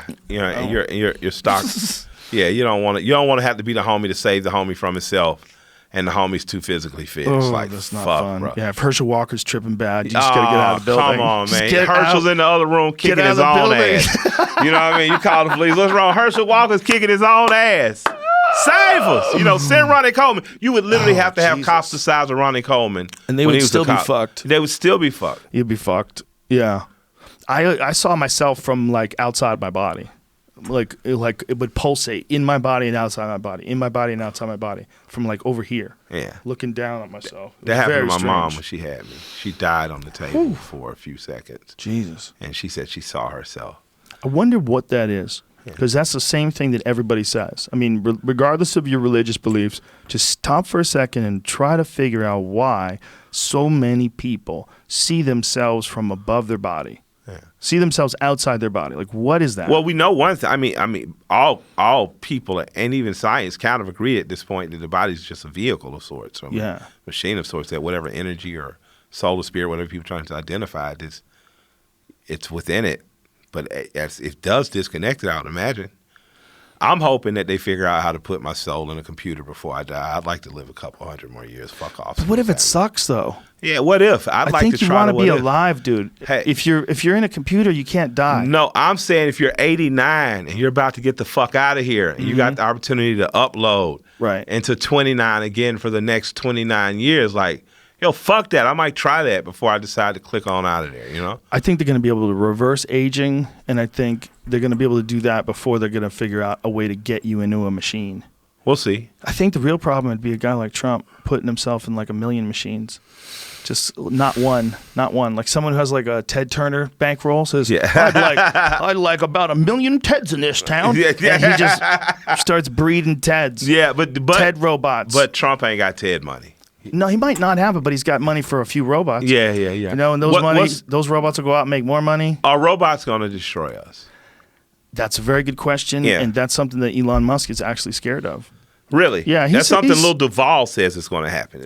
He's a very intelligent guy, too, just besides making a good record. He talks about us essentially replacing each other with robots soon. It's entirely possible. Yeah. Well, the way Elon Musk looks at it is that he was trying to warn people, but they weren't listening, and that there's no telling how powerful they could get once they become sentient. Once they start taking control of their own destiny and creating new robots, and just deciding whether or not we live or die and how they're going to run things. They're going to become a life form, an artificial life form that's way fucking smarter than us. Yeah. And he's saying, do you think it's smart to arm these things? Do you think it's smart to make this? Like, he's looking at it in terms of, he's the tip of the spear, right? When it comes to technology and implementation of it. I mean, think about who this guy is, right? Yeah. If he's the one who's telling you, everybody's got to slow the fuck down. This is dangerous. You literally might be making a Terminator movie here. Yeah, you literally might be making a Terminator movie.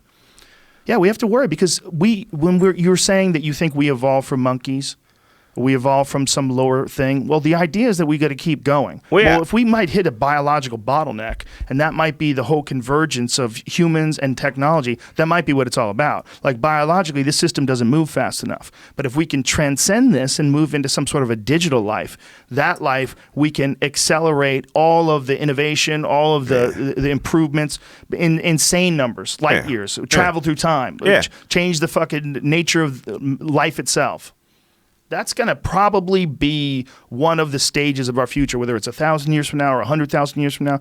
It seems to me like with this adoption of science into our daily lives in terms of like the technologies that we're all addicted to, phones and tablets and all these different things. I was going to say, he says that we're cyborgs already. Your extension, this is just a rudimentary way. Yeah, he's right, already. For sure, right? People are already living through this already. Yeah, and he's also coming out with something called Neuralink. I don't exactly know what it was. He was very vague about it, but he was saying it was going to change the bandwidth, to change your ability to access information, and people are going to wear it. You're going to wear this thing on your head. It's going to literally charge up your fucking brain in some strange way. So it's going to be like Strange Days. He couldn't explain too much about it, but he was saying it was going to come out in a few months. I'm like, what in the fuck, man? We're 30 or 40 years away from being unrecognizable. That's what I think.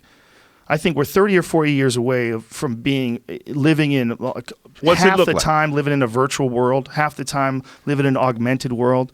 I think people are going to exist in these weird worlds where it feels real and isn't.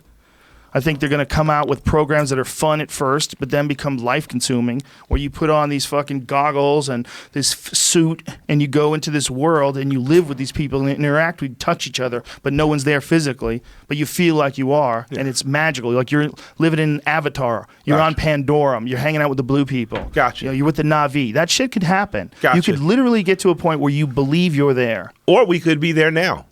We could be there. Yeah. That's a sneaky argument, right? Yeah, but that's the truth of it all. It is a truth, right? We could be there. We could be there. We could be a part of a simulation. Yeah. That's another thing that Elon Musk said. I'm like, God damn it. You're supposed to say no. You're supposed to say, no, it's impossible. This shit could all be. It could all be fake. Yeah. Deja vu could be just a glitch. Yeah, sure. So I just try to live like my grandpa said. Just enjoy the regular shit as much as you can. Maybe I won't upload. Maybe I just don't want to go earlier than the fun stops. But I think that there's a beauty in, now that I'm getting older, I guess I see a beauty in the life-death cycle. I don't want to die now. I don't want to die tomorrow. You know what I mean? That's what I'm telling myself. I'm fucking treadmill, God damn it. Yeah. But my grandparents were always adamant about not going to an old folks' home. And I used to think it was about they didn't want to be treated bad, or they thought we'd forget about them or something. They never wanted to stop living. So my grandmother died in my arms walking up a hill to my granddaughter, to her great-granddaughter, my daughter's pre-K graduation. Wow. And my grandfather died fishing, which was his greatest love next to my grandmother. You know what I mean? And I realized that their life never stopped. They literally died living. So I guess that's maybe ultimately what the real thing you should think about is, whether we're in the machine and outside of it, live the best possible life. You shouldn't be trying to escape your life with goggles or even a phone. This shit is to be lived. I agree. Unless this is the goggles. Yeah, if could be. Putting goggles on, inside the goggles, like mirrors, looking at mirrors. Could be. And then we figure out who we really are. Could be. That would be the ultimate mind fuck if you put on the goggles one day and you realized, you got to get out of here, man? No, I do not. You made me think of something. I'm just stoned, and I forgot. I forgot the fucking name of the exhibit. There's an exhibit at the High Museum. I'm on the board of the High Museum, right? And there's an exhibit there by Japanese artists, and it involves that. It is the Infinity Mirrors ticket. Ooh. So it's Yayoi Kusama. It's up on the You got it? Yeah. So Yayoi Kusama. Yeah, I'm not good at that one. But Infinity Mirrors. I'm taking my daughter. I'm taking Mikey when I get back. Mikey's an 11-year-old. Exactly. And I'm going to probably hit a joint a couple times, and we'll Uber down, and I'm going to walk through this museum. Now, she usually doesn't like going with me because people sometimes they'll recognize me, and it bothers her if she's really trying to hang out with Dad, you know what I mean? But I'm going to get a chance to walk through there, whether it's just me and her kick it solo dolo, and just experience that with her. Just that you see the goggles and mirrors on mirrors. So I'm looking forward to having like a great That's time. dope. That looks amazing. Yeah. Yeah. Fuck, that's incredible. Yeah, I'm on the board, man. I got asked. I'm a rapper. Where is this museum? This is the High Museum in Atlanta. We have one of the most premium, beautiful, modern-esque museums in the country. It's greatly supported. I'm on the board. The greater look community. At you. How do you have the time to do all this shit? You're making me feel lazy. How do you have the time to do all this? Man, I stopped doing this much dumb shit. Just decided to be a responsible husband and dad. And go to strip club a couple times a week instead of every day with Sleepy. Shouts out to Sleepy. I miss you, bro. But they asked, man, Dr. Fahamu Pico, and I know I'm saying his last name wrong, is an artist who my wife owns his piece. He did the rap music cover. My wife has a piece on loan to the Carlos Museum at Emory University. He's going to be a Basquiat-like artist in terms of how he's talked about and more. He's an amazing human being and artist. We're lucky enough to own some of his works. He's on the board, and he suggested that me and a guy named Kenyon who worked over at Interscope be brought to, and they met us and they accepted us. And I'm like, you got to understand, I grew up about 4 or 5 miles from this place. And for most kids, this place was an impossibility to go to because their imagination wouldn't let them do it, right? So you're in these cities, a lot of times you have very poor or working class areas that are right next to things that are inspiring, but kids are not brave enough to break the filter and go because they're never encouraged to. Ted Turner and the High Museum and things like that have always made it very accessible. So when Ted Turner owned the Braves and the Hawks, if you got B's and A's, you got tickets to the game.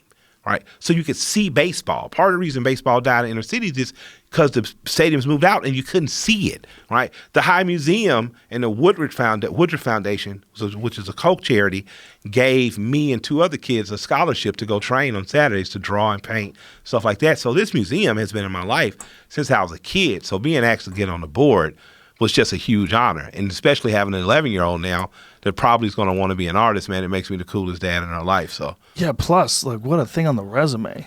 Yeah, I mean, you just look so sophisticated. I know, right? I get to go buy a jacket and slippers, dude. You get to have one of them jackets with the leather patches on the elbows. Exactly. You can be one of those scholarly gentlemen. Perhaps even have a pipe and some tobacco. Yeah, I got class, man. Yeah, man. For sure. That's cool. That's cool that you're involved in all those different things. Yeah. It's very inspiring.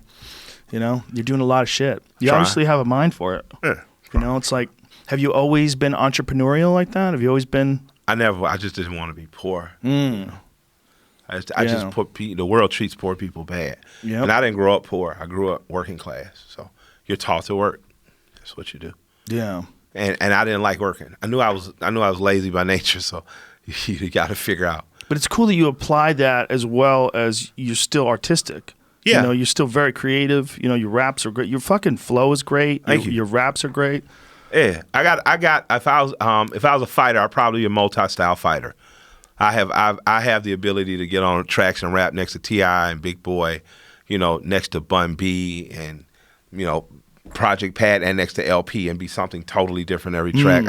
I've been blessed with some talent, you know what I mean, and I'm glad that I got with L, because L is like the Freddie Roach of producing and rapping, right? He's a great fight coach for me. When I first heard his beats, I was just like, no one in the world raps better over his beats than me. I'm supposed to be rapping over his beats. So he was only supposed to do 3 beats on my first album on rap music, but I went into a fucking campaign to make him do the album. So I start calling him. Like, this is how we became friends. Like, yo, so, you know, man, the records are dope. We got to finish them up. Yeah, like, yeah, man, I'm working on my album. Yeah, man, your album's dope. Remember, I got to give you a song for that. Yeah, you got to make sure. But so what's up, though, man? You need to do the whole album, bro. Man, I don't have the time. I can't do it. All right, call back in a couple of days. So you thought about it? Thought about what? What we talked about? What we talk about? About you doing my whole album. Yo, I told you no. Nah, you didn't mean that, bro. We'll get up there. So we went back and forth until he finally just succumbed. I think, you know, the company probably called and said, here's some more money. And he was just like, yo, fuck it. And we became friends. And, man, I truly believe that, like, you know, he's my Gus D'Amato in terms of being able to put me in focus and training. Like Freddie Roach, how you see Freddie Roach bring things out of fighters that you know are in him, but no one knows how to bring out. And L does that. So the discipline, you know, I've gotten with him.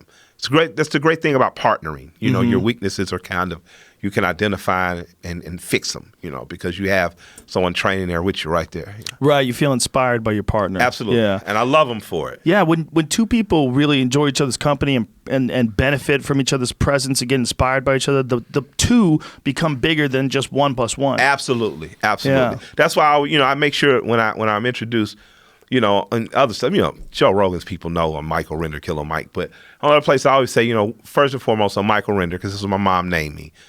Killer Mike's a character that I enjoy playing, you know, and I'm Shay's husband and one half of Run the Jewels. These things are more than just who I am. They make significant, you know, change in my life. If I live up to the honor in those titles, then, you know, I'm a better person. So L is my relationship is a very important one. Second, maybe only to my wife.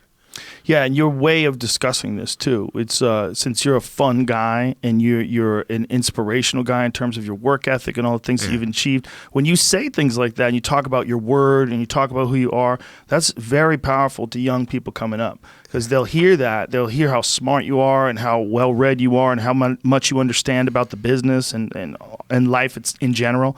And then they hear how your thought process works, and it'll help them, you know, mature their own thought process, gravitate towards positive things. It's very beneficial. Yeah, thank you, man. I learn a lot. Like listening to you, checking out the guests you bring on. Just pick it up from everywhere. I just believe in picking up whatever you can. Yeah, well, that's all I'm doing, man. I'm just picking up with an antenna that spreads it out. Yeah, it's and the you same do a hell thing. of a job. Yeah, Thank you. You do a hell. It's a weird gig. Yeah, I know, but you do like your main job is making people laugh, and your fucking side hustle is making people think. That's an amazing side hustle, bro. You know what I mean? It's overwhelming though sometimes. Sometimes I do so many of them, and I do some of them on subjects where I'm not even well read. I don't exactly know if this guest is being honest or if they're, you know, biased. But you're learning, right? Yes, But that's how I'm you learning. filter. That's how you, like. That's how you kind of you fall into shit. You don't wake up and know. Yeah. You can wake up curious and you can search and you're honest. You have an honesty and an integrity with your audience where you say, I was wrong about this, or I've learned or picked up more of this. I think that's what it's really about. You know what I mean? I don't think it's about being right or knowing all the time. Your forum is very dope because it's conversational and not contrived. It really is me having the ability to, as we're talking, Google research, have these notes. I don't know if you know. Well, of course you know Dick Gregory. Sure. An amazing comic, but an amazing The reason thinker. why we know about the Zapruder film. Exactly. Yeah. Dick Gregory brought it to Geraldo Rivera. I knew this man his last 3 years of life. First of all, first meeting him, he cursed me and T.I. out as though we'd stolen the tires off his car, right? Why? What'd he say? Well, me and T.I. just kind of got on like two hokey rappers that kind of saw them, we've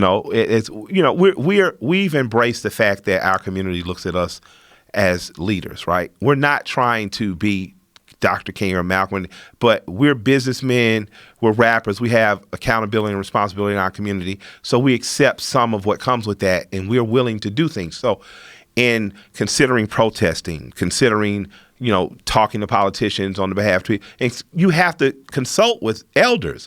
So we get on the phone with them like, so what do we do? Like, kids are getting shot, how should we be engaged, or should we wait? Should we march? March? Nigga, what the fuck you gonna march for, nigga? Nigga, we marched 50 years ago. You don't think them crackers gonna open the street up, let you march, tell you close itself, and then shoot your ass if you gonna? You just like, oh shit. Like I never thought of that. And this is more serious than we're showing up and we're angry. This is confronting government. And once government has seen you do something a few times, you have to practice guerrilla warfare, or you're just doing what the British did that lost them America. You're stepping up in a formation, shooting your shot, falling back, stepping up for it. You're just playing a fucking game where they're dancing versus doing things that really disrupt the system and things that really progress the move. And I was like, oh shit, this guy is more than just a funny man, and he's more just he's really sacrificed and laid that shit down. So yeah, we got cursed out by Dick Gregory. Tip hung up. Wow. And then called me back later like, hey, man, hey, my phone messed up, dog. Tip talk cool. So my phone hung up, dog. I don't know. I said, nigga, you hung up. He say, but what'd he say though? So, and then, but around that, Tip and I have been able to be of better benefit to our community. Yeah. And then when I say our community, I don't mean some imaginary mythical rapper place. I mean the 5-10 mile radius we grew up in.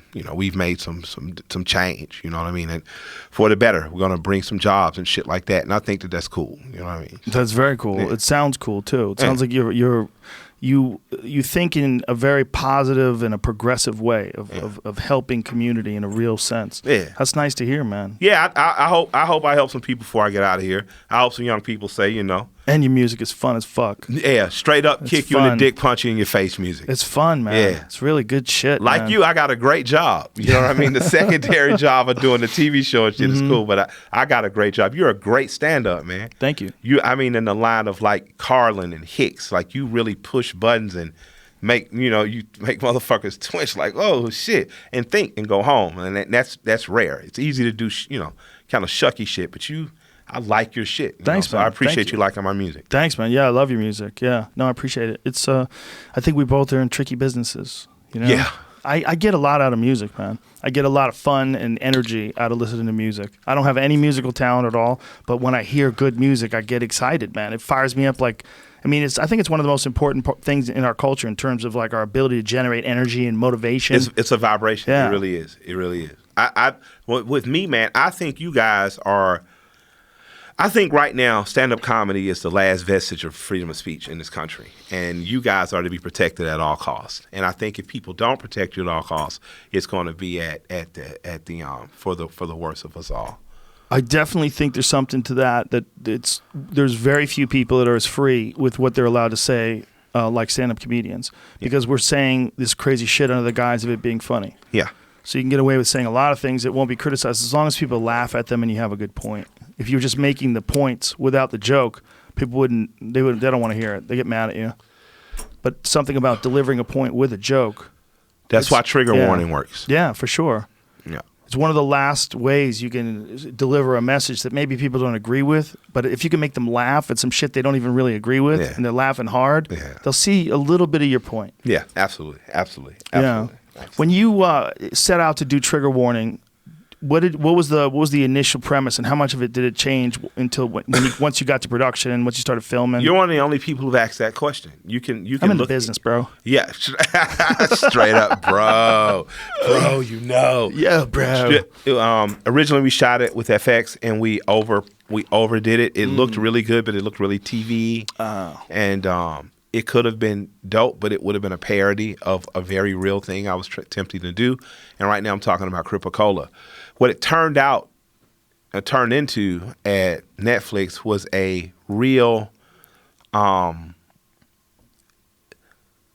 in-your-face, simple and plainly shot documentation of the possibilities of barbershop arguments, right? So in a barbershop argument, you get to say, you know, the only thing that separates Al Capone from Joe Kennedy is Al Capone got caught and eventually died in prison, and Joe Kennedy went on to produce presidents, but they both have been bootleggers. You know, people say shit like this, barbershop talk, and then you have to go home and be like to yourself, like, well, damn, if Papa Joe was a bootlegger, like technically it could have went fucked up for him and we never would have had an American dynasty versus Al catching Sibley's and shit and it not going so well. But him being the preeminent marketing campaign and face of any Capone-like thing you want to sell cigars to a restaurant, right? Yeah. So I got a chance to say, you know, shit, what if I could do this for my guys? And again, giving it a shot and giving it a try. I thought of that shit at 15 years old. I started trying to figure out how to do it 10 years ago. Daniel and I got it done 8-9 years later. And now you have this. And I say that just to say that Brian Koppelman, the creator of Billions, is a brilliant writer to me. And he's a friend also. But Brian has been putting up lately these just encouraging things, telling writers to write. Even if your stuff isn't getting bought, even if you don't think it's good, to write, to push yourself, to push the idea forward. And I've been taking a lot of inspiration for that because Daniel Weinfeld and I, one of the co-writers and co-creators, Daniel and I have been talking and developing this over 10 years. Now I know how to do it, how to go in a room, how to get it. You know, it won't take me 10 years for the next one, but it was worth the struggle. You know, it was worth doing that. It was worth tweaking my idea. It was worth critiquing my idea to be like the first time around, like, nah, it's not what it should be, because I was nervous as shit the night before it came out about everything in it, you know, the what scenes were shot, how did it look, the production value, and now seeing people get it, and unlike a lot of other artists, not have to call yourself a genius. Let me tell people something. Every artist thinks there's a genius. Every comedian thinks they're fucking Richard Pryor. In some part of your mind, you have to think you're great, or why do it? You have to believe there's greatness in you, right? But I never wanted to be the guy. I'm a fucking genius. You know what I mean? I just never wanted, but to see it, because I always thought the idea was genius. Like, fuck that shit. You remember Real People that used to come on in the 70s, 80s? I remember watching that show as a kid, looking at motherfuckers like, wow, these motherfuckers exist in these far off places like Iowa and Kansas. And I wanted to approach it. I wanted to approach people in a very, I'm here right in front of you kind of way, not above you, not celebrity, Michael Moore-ish, but people know I'm a rapper, and it gave me that opportunity. And people can say it's genius, and I'm going to say I'm humbled and honored, but you're fucking right. And it's genius because I'm engaging people at a regular human level, not at the level of celebrity or power they're used to being engaged, but one that allows them to fully open up. I haven't seen it on TV since some shit like Real People. No, I haven't seen revolutionary TV like The Jeffersons or, you know, All in the Family or Maude. And I think that the world is getting scary and pussy, to be honest. You know, not to disrespect pussies, because pussies are tough. But I think that something needs to be dangerous. The best compliment I got on this press run has been like Ambrosia Fahed said, how's it feel to have the most dangerous show on TV? And it's dangerous because it unites people. Doesn't separate people. It gives you alternative answers in the ones you thought you had, and it forces you to think. It doesn't solve all the problems or wrap it up pretty at the end. It gives you some options to do and some shit to think about. And it's funny as fuck and subversive and dark, and I like it. And I gotta imagine Netflix gave you plenty of room. Yeah, they weren't tripping, man. They don't trip. They don't trip. No, they don't trip. Just go. You know what you're doing? Go ahead. Yeah, exactly. Yeah. And then you walk in the room like, I don't know what the fuck I'm doing. But they're smart enough to let people create their own shit. Like for stand-up comedy, there's no one better in terms of like interacting with them about a special. You don't have to give them any notes on the material. That's so dope. They know that you're going to do your best. That's dope. Yeah, That's dope. They can't help you. Like, no one can help you as a comic. There's not another person like an executive that's going to help you do your best. Yeah. You gotta be looking at it yourself ruthlessly, and you'll figure it out. And so they trust you. Yeah. So I would assume they did the same thing with you. Yeah. Yeah. Perfect. Beautiful. What a world. Yeah. Forever, it was the opposite. There was 50 fucking cooks in the kitchen. Everybody's pulling you this way. And Telling you need a you gay what to neighbor. do with your shit. Yeah, you need a fucking theme song. You need a thing you say every week. What you talk about, Willis? Exactly. You needed a hook. Everybody needed a hook. Oh shit, you said that. Shouts out to Different Strokes. Oh my God! Shouts out to Different Strokes. Yeah, what a weird change in that short amount of time from Different Strokes to today in the world. Yeah. That's the weirdest thing. I'm older than you, but not so much older. We grew up in similar times. I'm 51. Yeah. You know, when we were children, for both of us, the world was a way different place than it is for children today. Yeah. These kids are being forced to turbocharge their evolution and their education. They're getting every kid over the age of like 13 has a phone, basically. Parents hang in there as long as they can. Then when the kid's 13, here's the whole world, you little fuck. Yeah, this is true. Good luck. Yeah.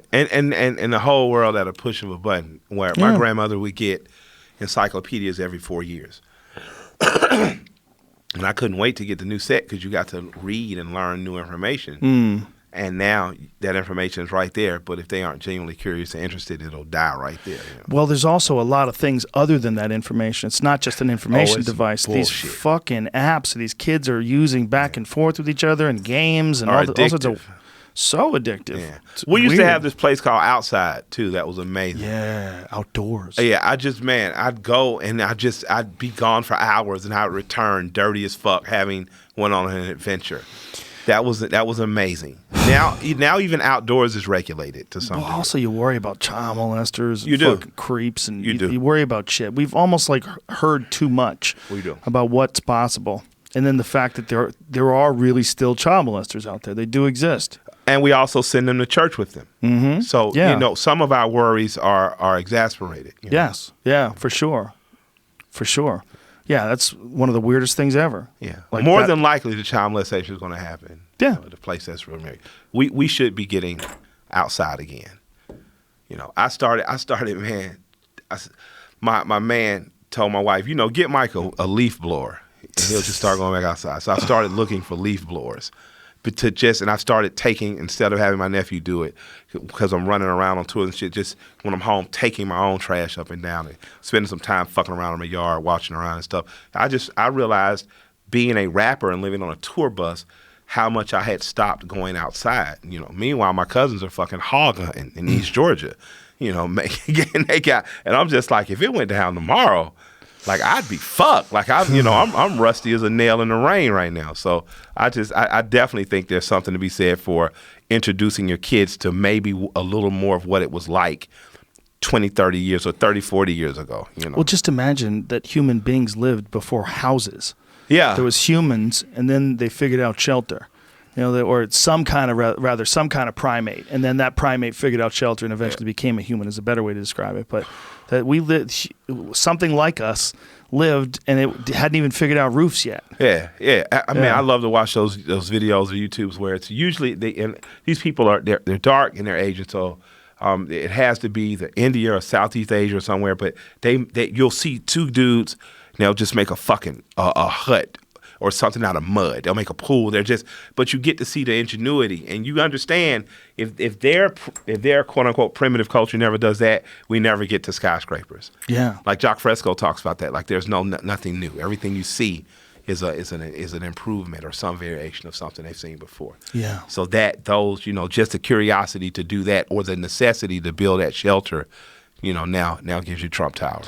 Well, that's where the dark side of it comes from. Yeah. The dark side for me is that with this innovation, that it happens almost unchecked in terms of our ability to think about what are the consequences. Like, what are the consequences if we keep making things better and better computers and artificial life and artificial intelligence? Yeah. And what are the consequences? The consequences are there's no more of this thing. There's no more weird pink monkey thing. Yeah. That thing goes away because we don't need it anymore. Now we got a new life form. The new life form is digital life. Yeah.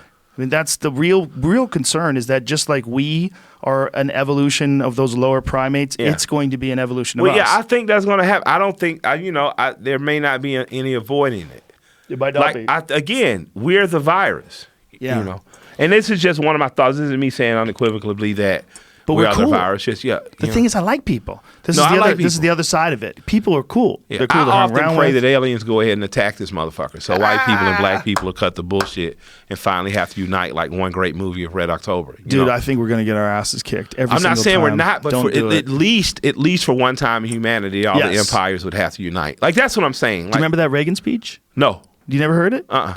Reagan actually said that. I forget who he was addressing. You may be the first person to famous... ask, besides him putting in the civil rights, the King Day, you might give me the only other thing I like about Ronald Reagan. It was a very strange thing he said. Okay. And one of the things that was really strange about it was that it shot off this gigantic wave of conspiracy theorists who are thinking that they're going to tell us something about alien contact. Check this out. Listen to this. Some outside universal threat. I occasionally think how quickly our differences worldwide would vanish if we were facing an alien threat from outside this world. Dude. And yet I ask you, is not an alien force already among us? What could be more alien to the universal aspirations of our peoples than war and the threat of war? Tell you what, dude. Ronald Reagan knocked it out of the fucking park right there. Well, no matter what you say. Straight up, I have a song called Reagan. Many of you know.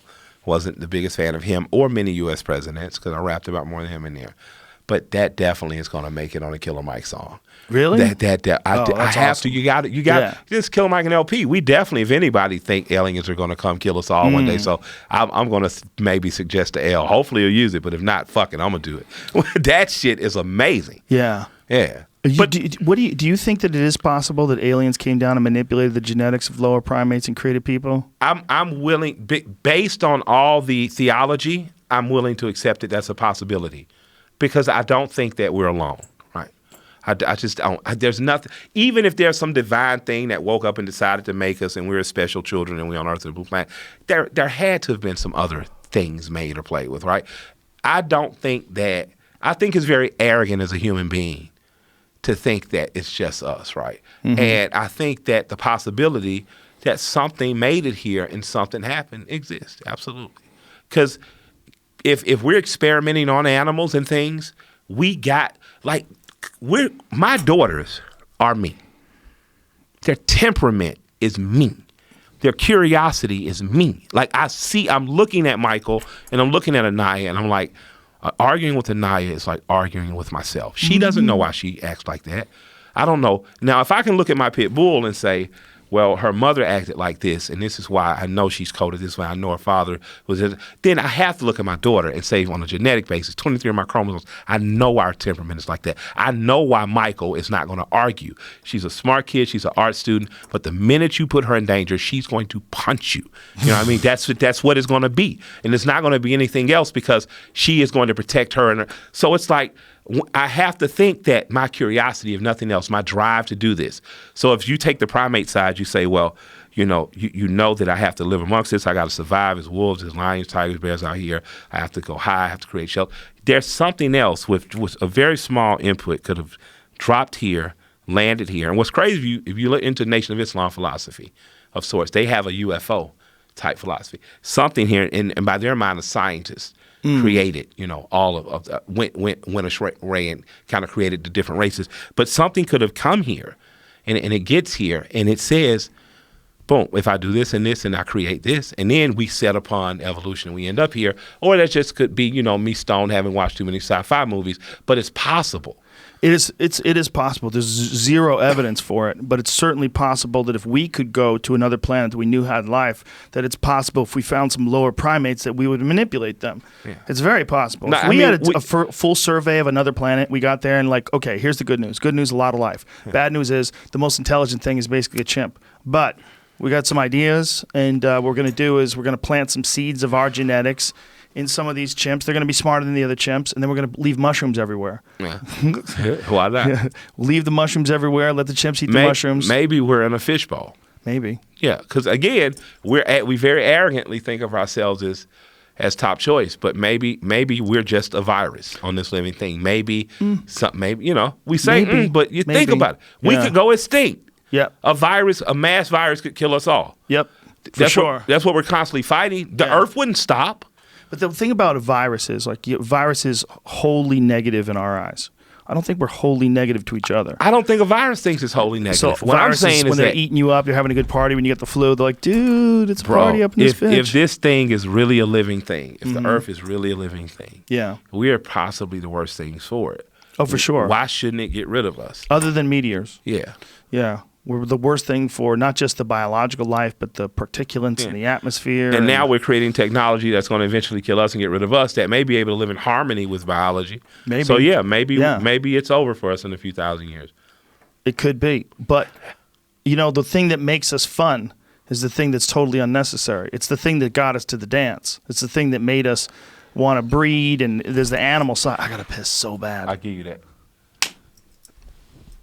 The animal side. You have to embrace Yeah. your primal. It's there. It's a part of you. Yep. You've existed in this state for a long time. Abso-fucking-lutely. And the people that came before that were savager still. Yeah. Yeah.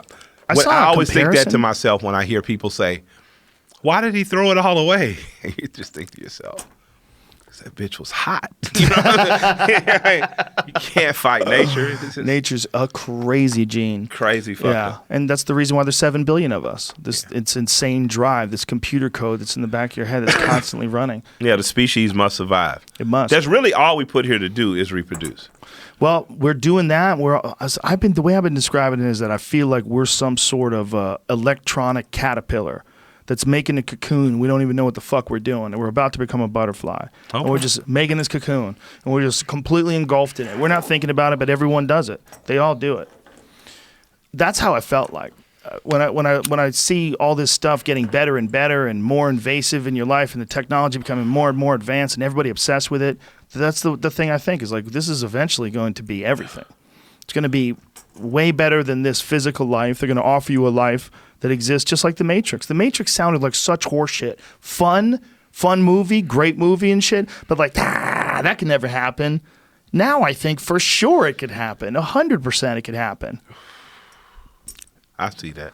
There's no I question. definitely- If they could make a world that's better than this, and all you have to do is plug the back of your head to it. Let's see. I think that's and again, if I'm 89, I might say fucking and plug in for another 80, 89 years. Yeah, and maybe if they keep your flesh alive, they'll figure out some way to reverse everything. Maybe. Yeah. Maybe. You think? I mean, but then you got to decide who gets to live, who gets to die. Yep. Then you go into elitism, classism. Everything's messy. And then you gotta Yeah. go to kill your masters mode.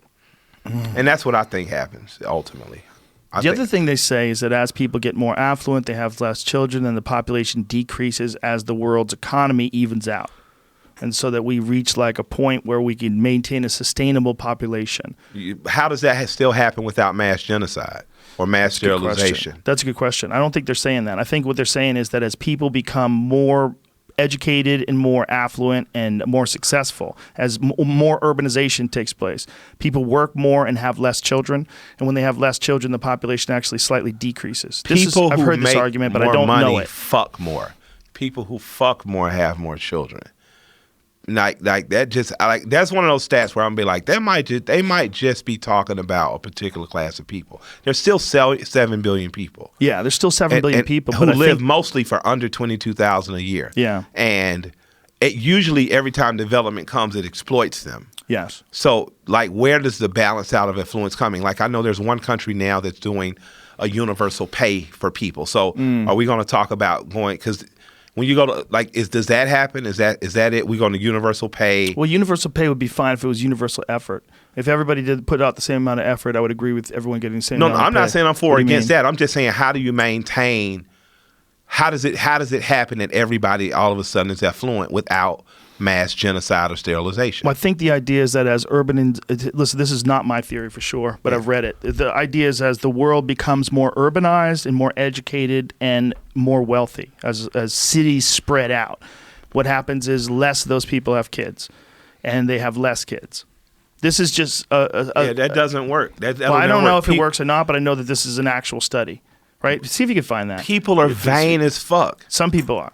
Yeah. Most some people are. But the overall humans, once people have serious careers, like the man and the woman have a serious career, they both of them are like really invested in their career, they generally tend to have less kids. And when this is the idea is that as this people, I don't think it's a solution. I don't think it's a good solution. Yeah, like make people become obsessed with work. That's one of those things where, but the rest of the world's just not. That sounds like I'm still talking about America. Like poor people are fucking, man. Yes. So again, it just goes back to me. Like I hear those studies, Joe, but you got to say to yourself, how do you handle the other 4 billion people? I think the argument is, and this is not my argument. Where do they go? They keep expanding. Is that these cities and these urban areas that as the society sort of evens out globally, whether it takes 1,000 years or 100 years, as things start to even out, people will be more like Los Angeles and less like poor places like Calcutta. Yeah, but but what I'm saying is like, poor place in Calcutta, you got a bunch of people walking, it's bumped in, it's noisy, it could be. But Los Angeles, you got smog, you got traffic, you got stretching. Like there's those are two different extremes that just seem weird. Like I'm just saying, sometimes I just feel like maybe we're at the point, it ain't no turning around. We might be. Yeah, just because we got 7 billion people. We might be, but we also might not be. And I think it's not a bad time to be optimistic because as people look for better and better solutions. Yeah. But like, Jacques Fresco in the Venus Project talked about moneyless societies, the radical change of what are political states and things of that nature. Chomsky talks about, essentially all countries essentially now, no matter Western or Eastern, are oligarchies and shit. So, like, what's the radical departure from this then that saves it all? In your mind, like, what's the Joe Rogan United Nations speech? Well, I think people are more aware of the flaws of the system than they ever have been any generation previous. Okay. I think when you look at kids from the 70s and the 80s, I don't think they were nearly as educated as to how truly fucked up this country is. But also yet truly amazing in terms of like the history of the world. But has plenty to improve on. Gotcha. But probably will. I think people are getting better at life. They're getting better at all the things, and government will come along with it. I think we're going to get better at things. We understand each other better. We communicate better. I'm optimistic. And I think with all these incredibly intelligent people that are looking at the problems in the world in terms of carbon in the atmosphere or pollution in the ocean, people are already starting to work on solutions. I got you. I'm really optimistic that there's at least the potential for someone to figure out some solutions to some of these problems. Overpopulation is always going to be a weird one because you don't have the right to tell people how many kids they can have. Yeah. Because if you meet somebody and he's got 10 kids and the most fucking amazing family ever, what are you going to say? It's bad? They have 10 amazing kids. Everybody's great. You go over the house, it's all love. Yeah. What the fuck? Why is that bad? You tell so people are good, but only a certain amount? Yeah, exactly. That's where it gets weird. But it's not a cut and dry issue. It's not a 1 or a 0. It's like, there are too many people, and you probably shouldn't have 10 kids, but you got a fucking awesome family. So hey, have a good night, man. I don't know what the fuck to do. Yeah. I'm just speaking as just as one of the brown people. This scenario just never went well for us. So I'm always, look, I'm always checking out. You can't tell people what to do. You're just always watching. You know what I'm saying? That scenario usually doesn't go good. Telling people how many kids they can have, get the fuck out. That is crazy. But it happens. Like it happens. And you think about countries where refugees are pouring into now, just put up illegal sterilizations, and you start to see where countries are sterilizing refugees that are coming in. It's crazy, and it's scary. It's terrifying, and I don't want my country to become that. Like I remember, what countries have sterilized people as they've come in? I've read a story about it once that they did that to some refugees somewhere, but I can't remember where it was. Yeah, I can't remember either. I'm stoned. We should probably know. So but country accused of sterilizing refugees. Maybe that was just a rumor. Maybe, so but it's not a far off from. I could imagine that happening here. Not saying with some people if they had their way. Like that's sure. And that's scary to think about. That these are the people we put in power. Like what was cool to me about Miss Ellison taught me. She was a teacher. She had one leg, right? She wore like a curly Larry and Moe, the Three Stooges. She wore the little mushroom hairstyle curled under, and she was mean as shit, man. Like god damn, she was mean.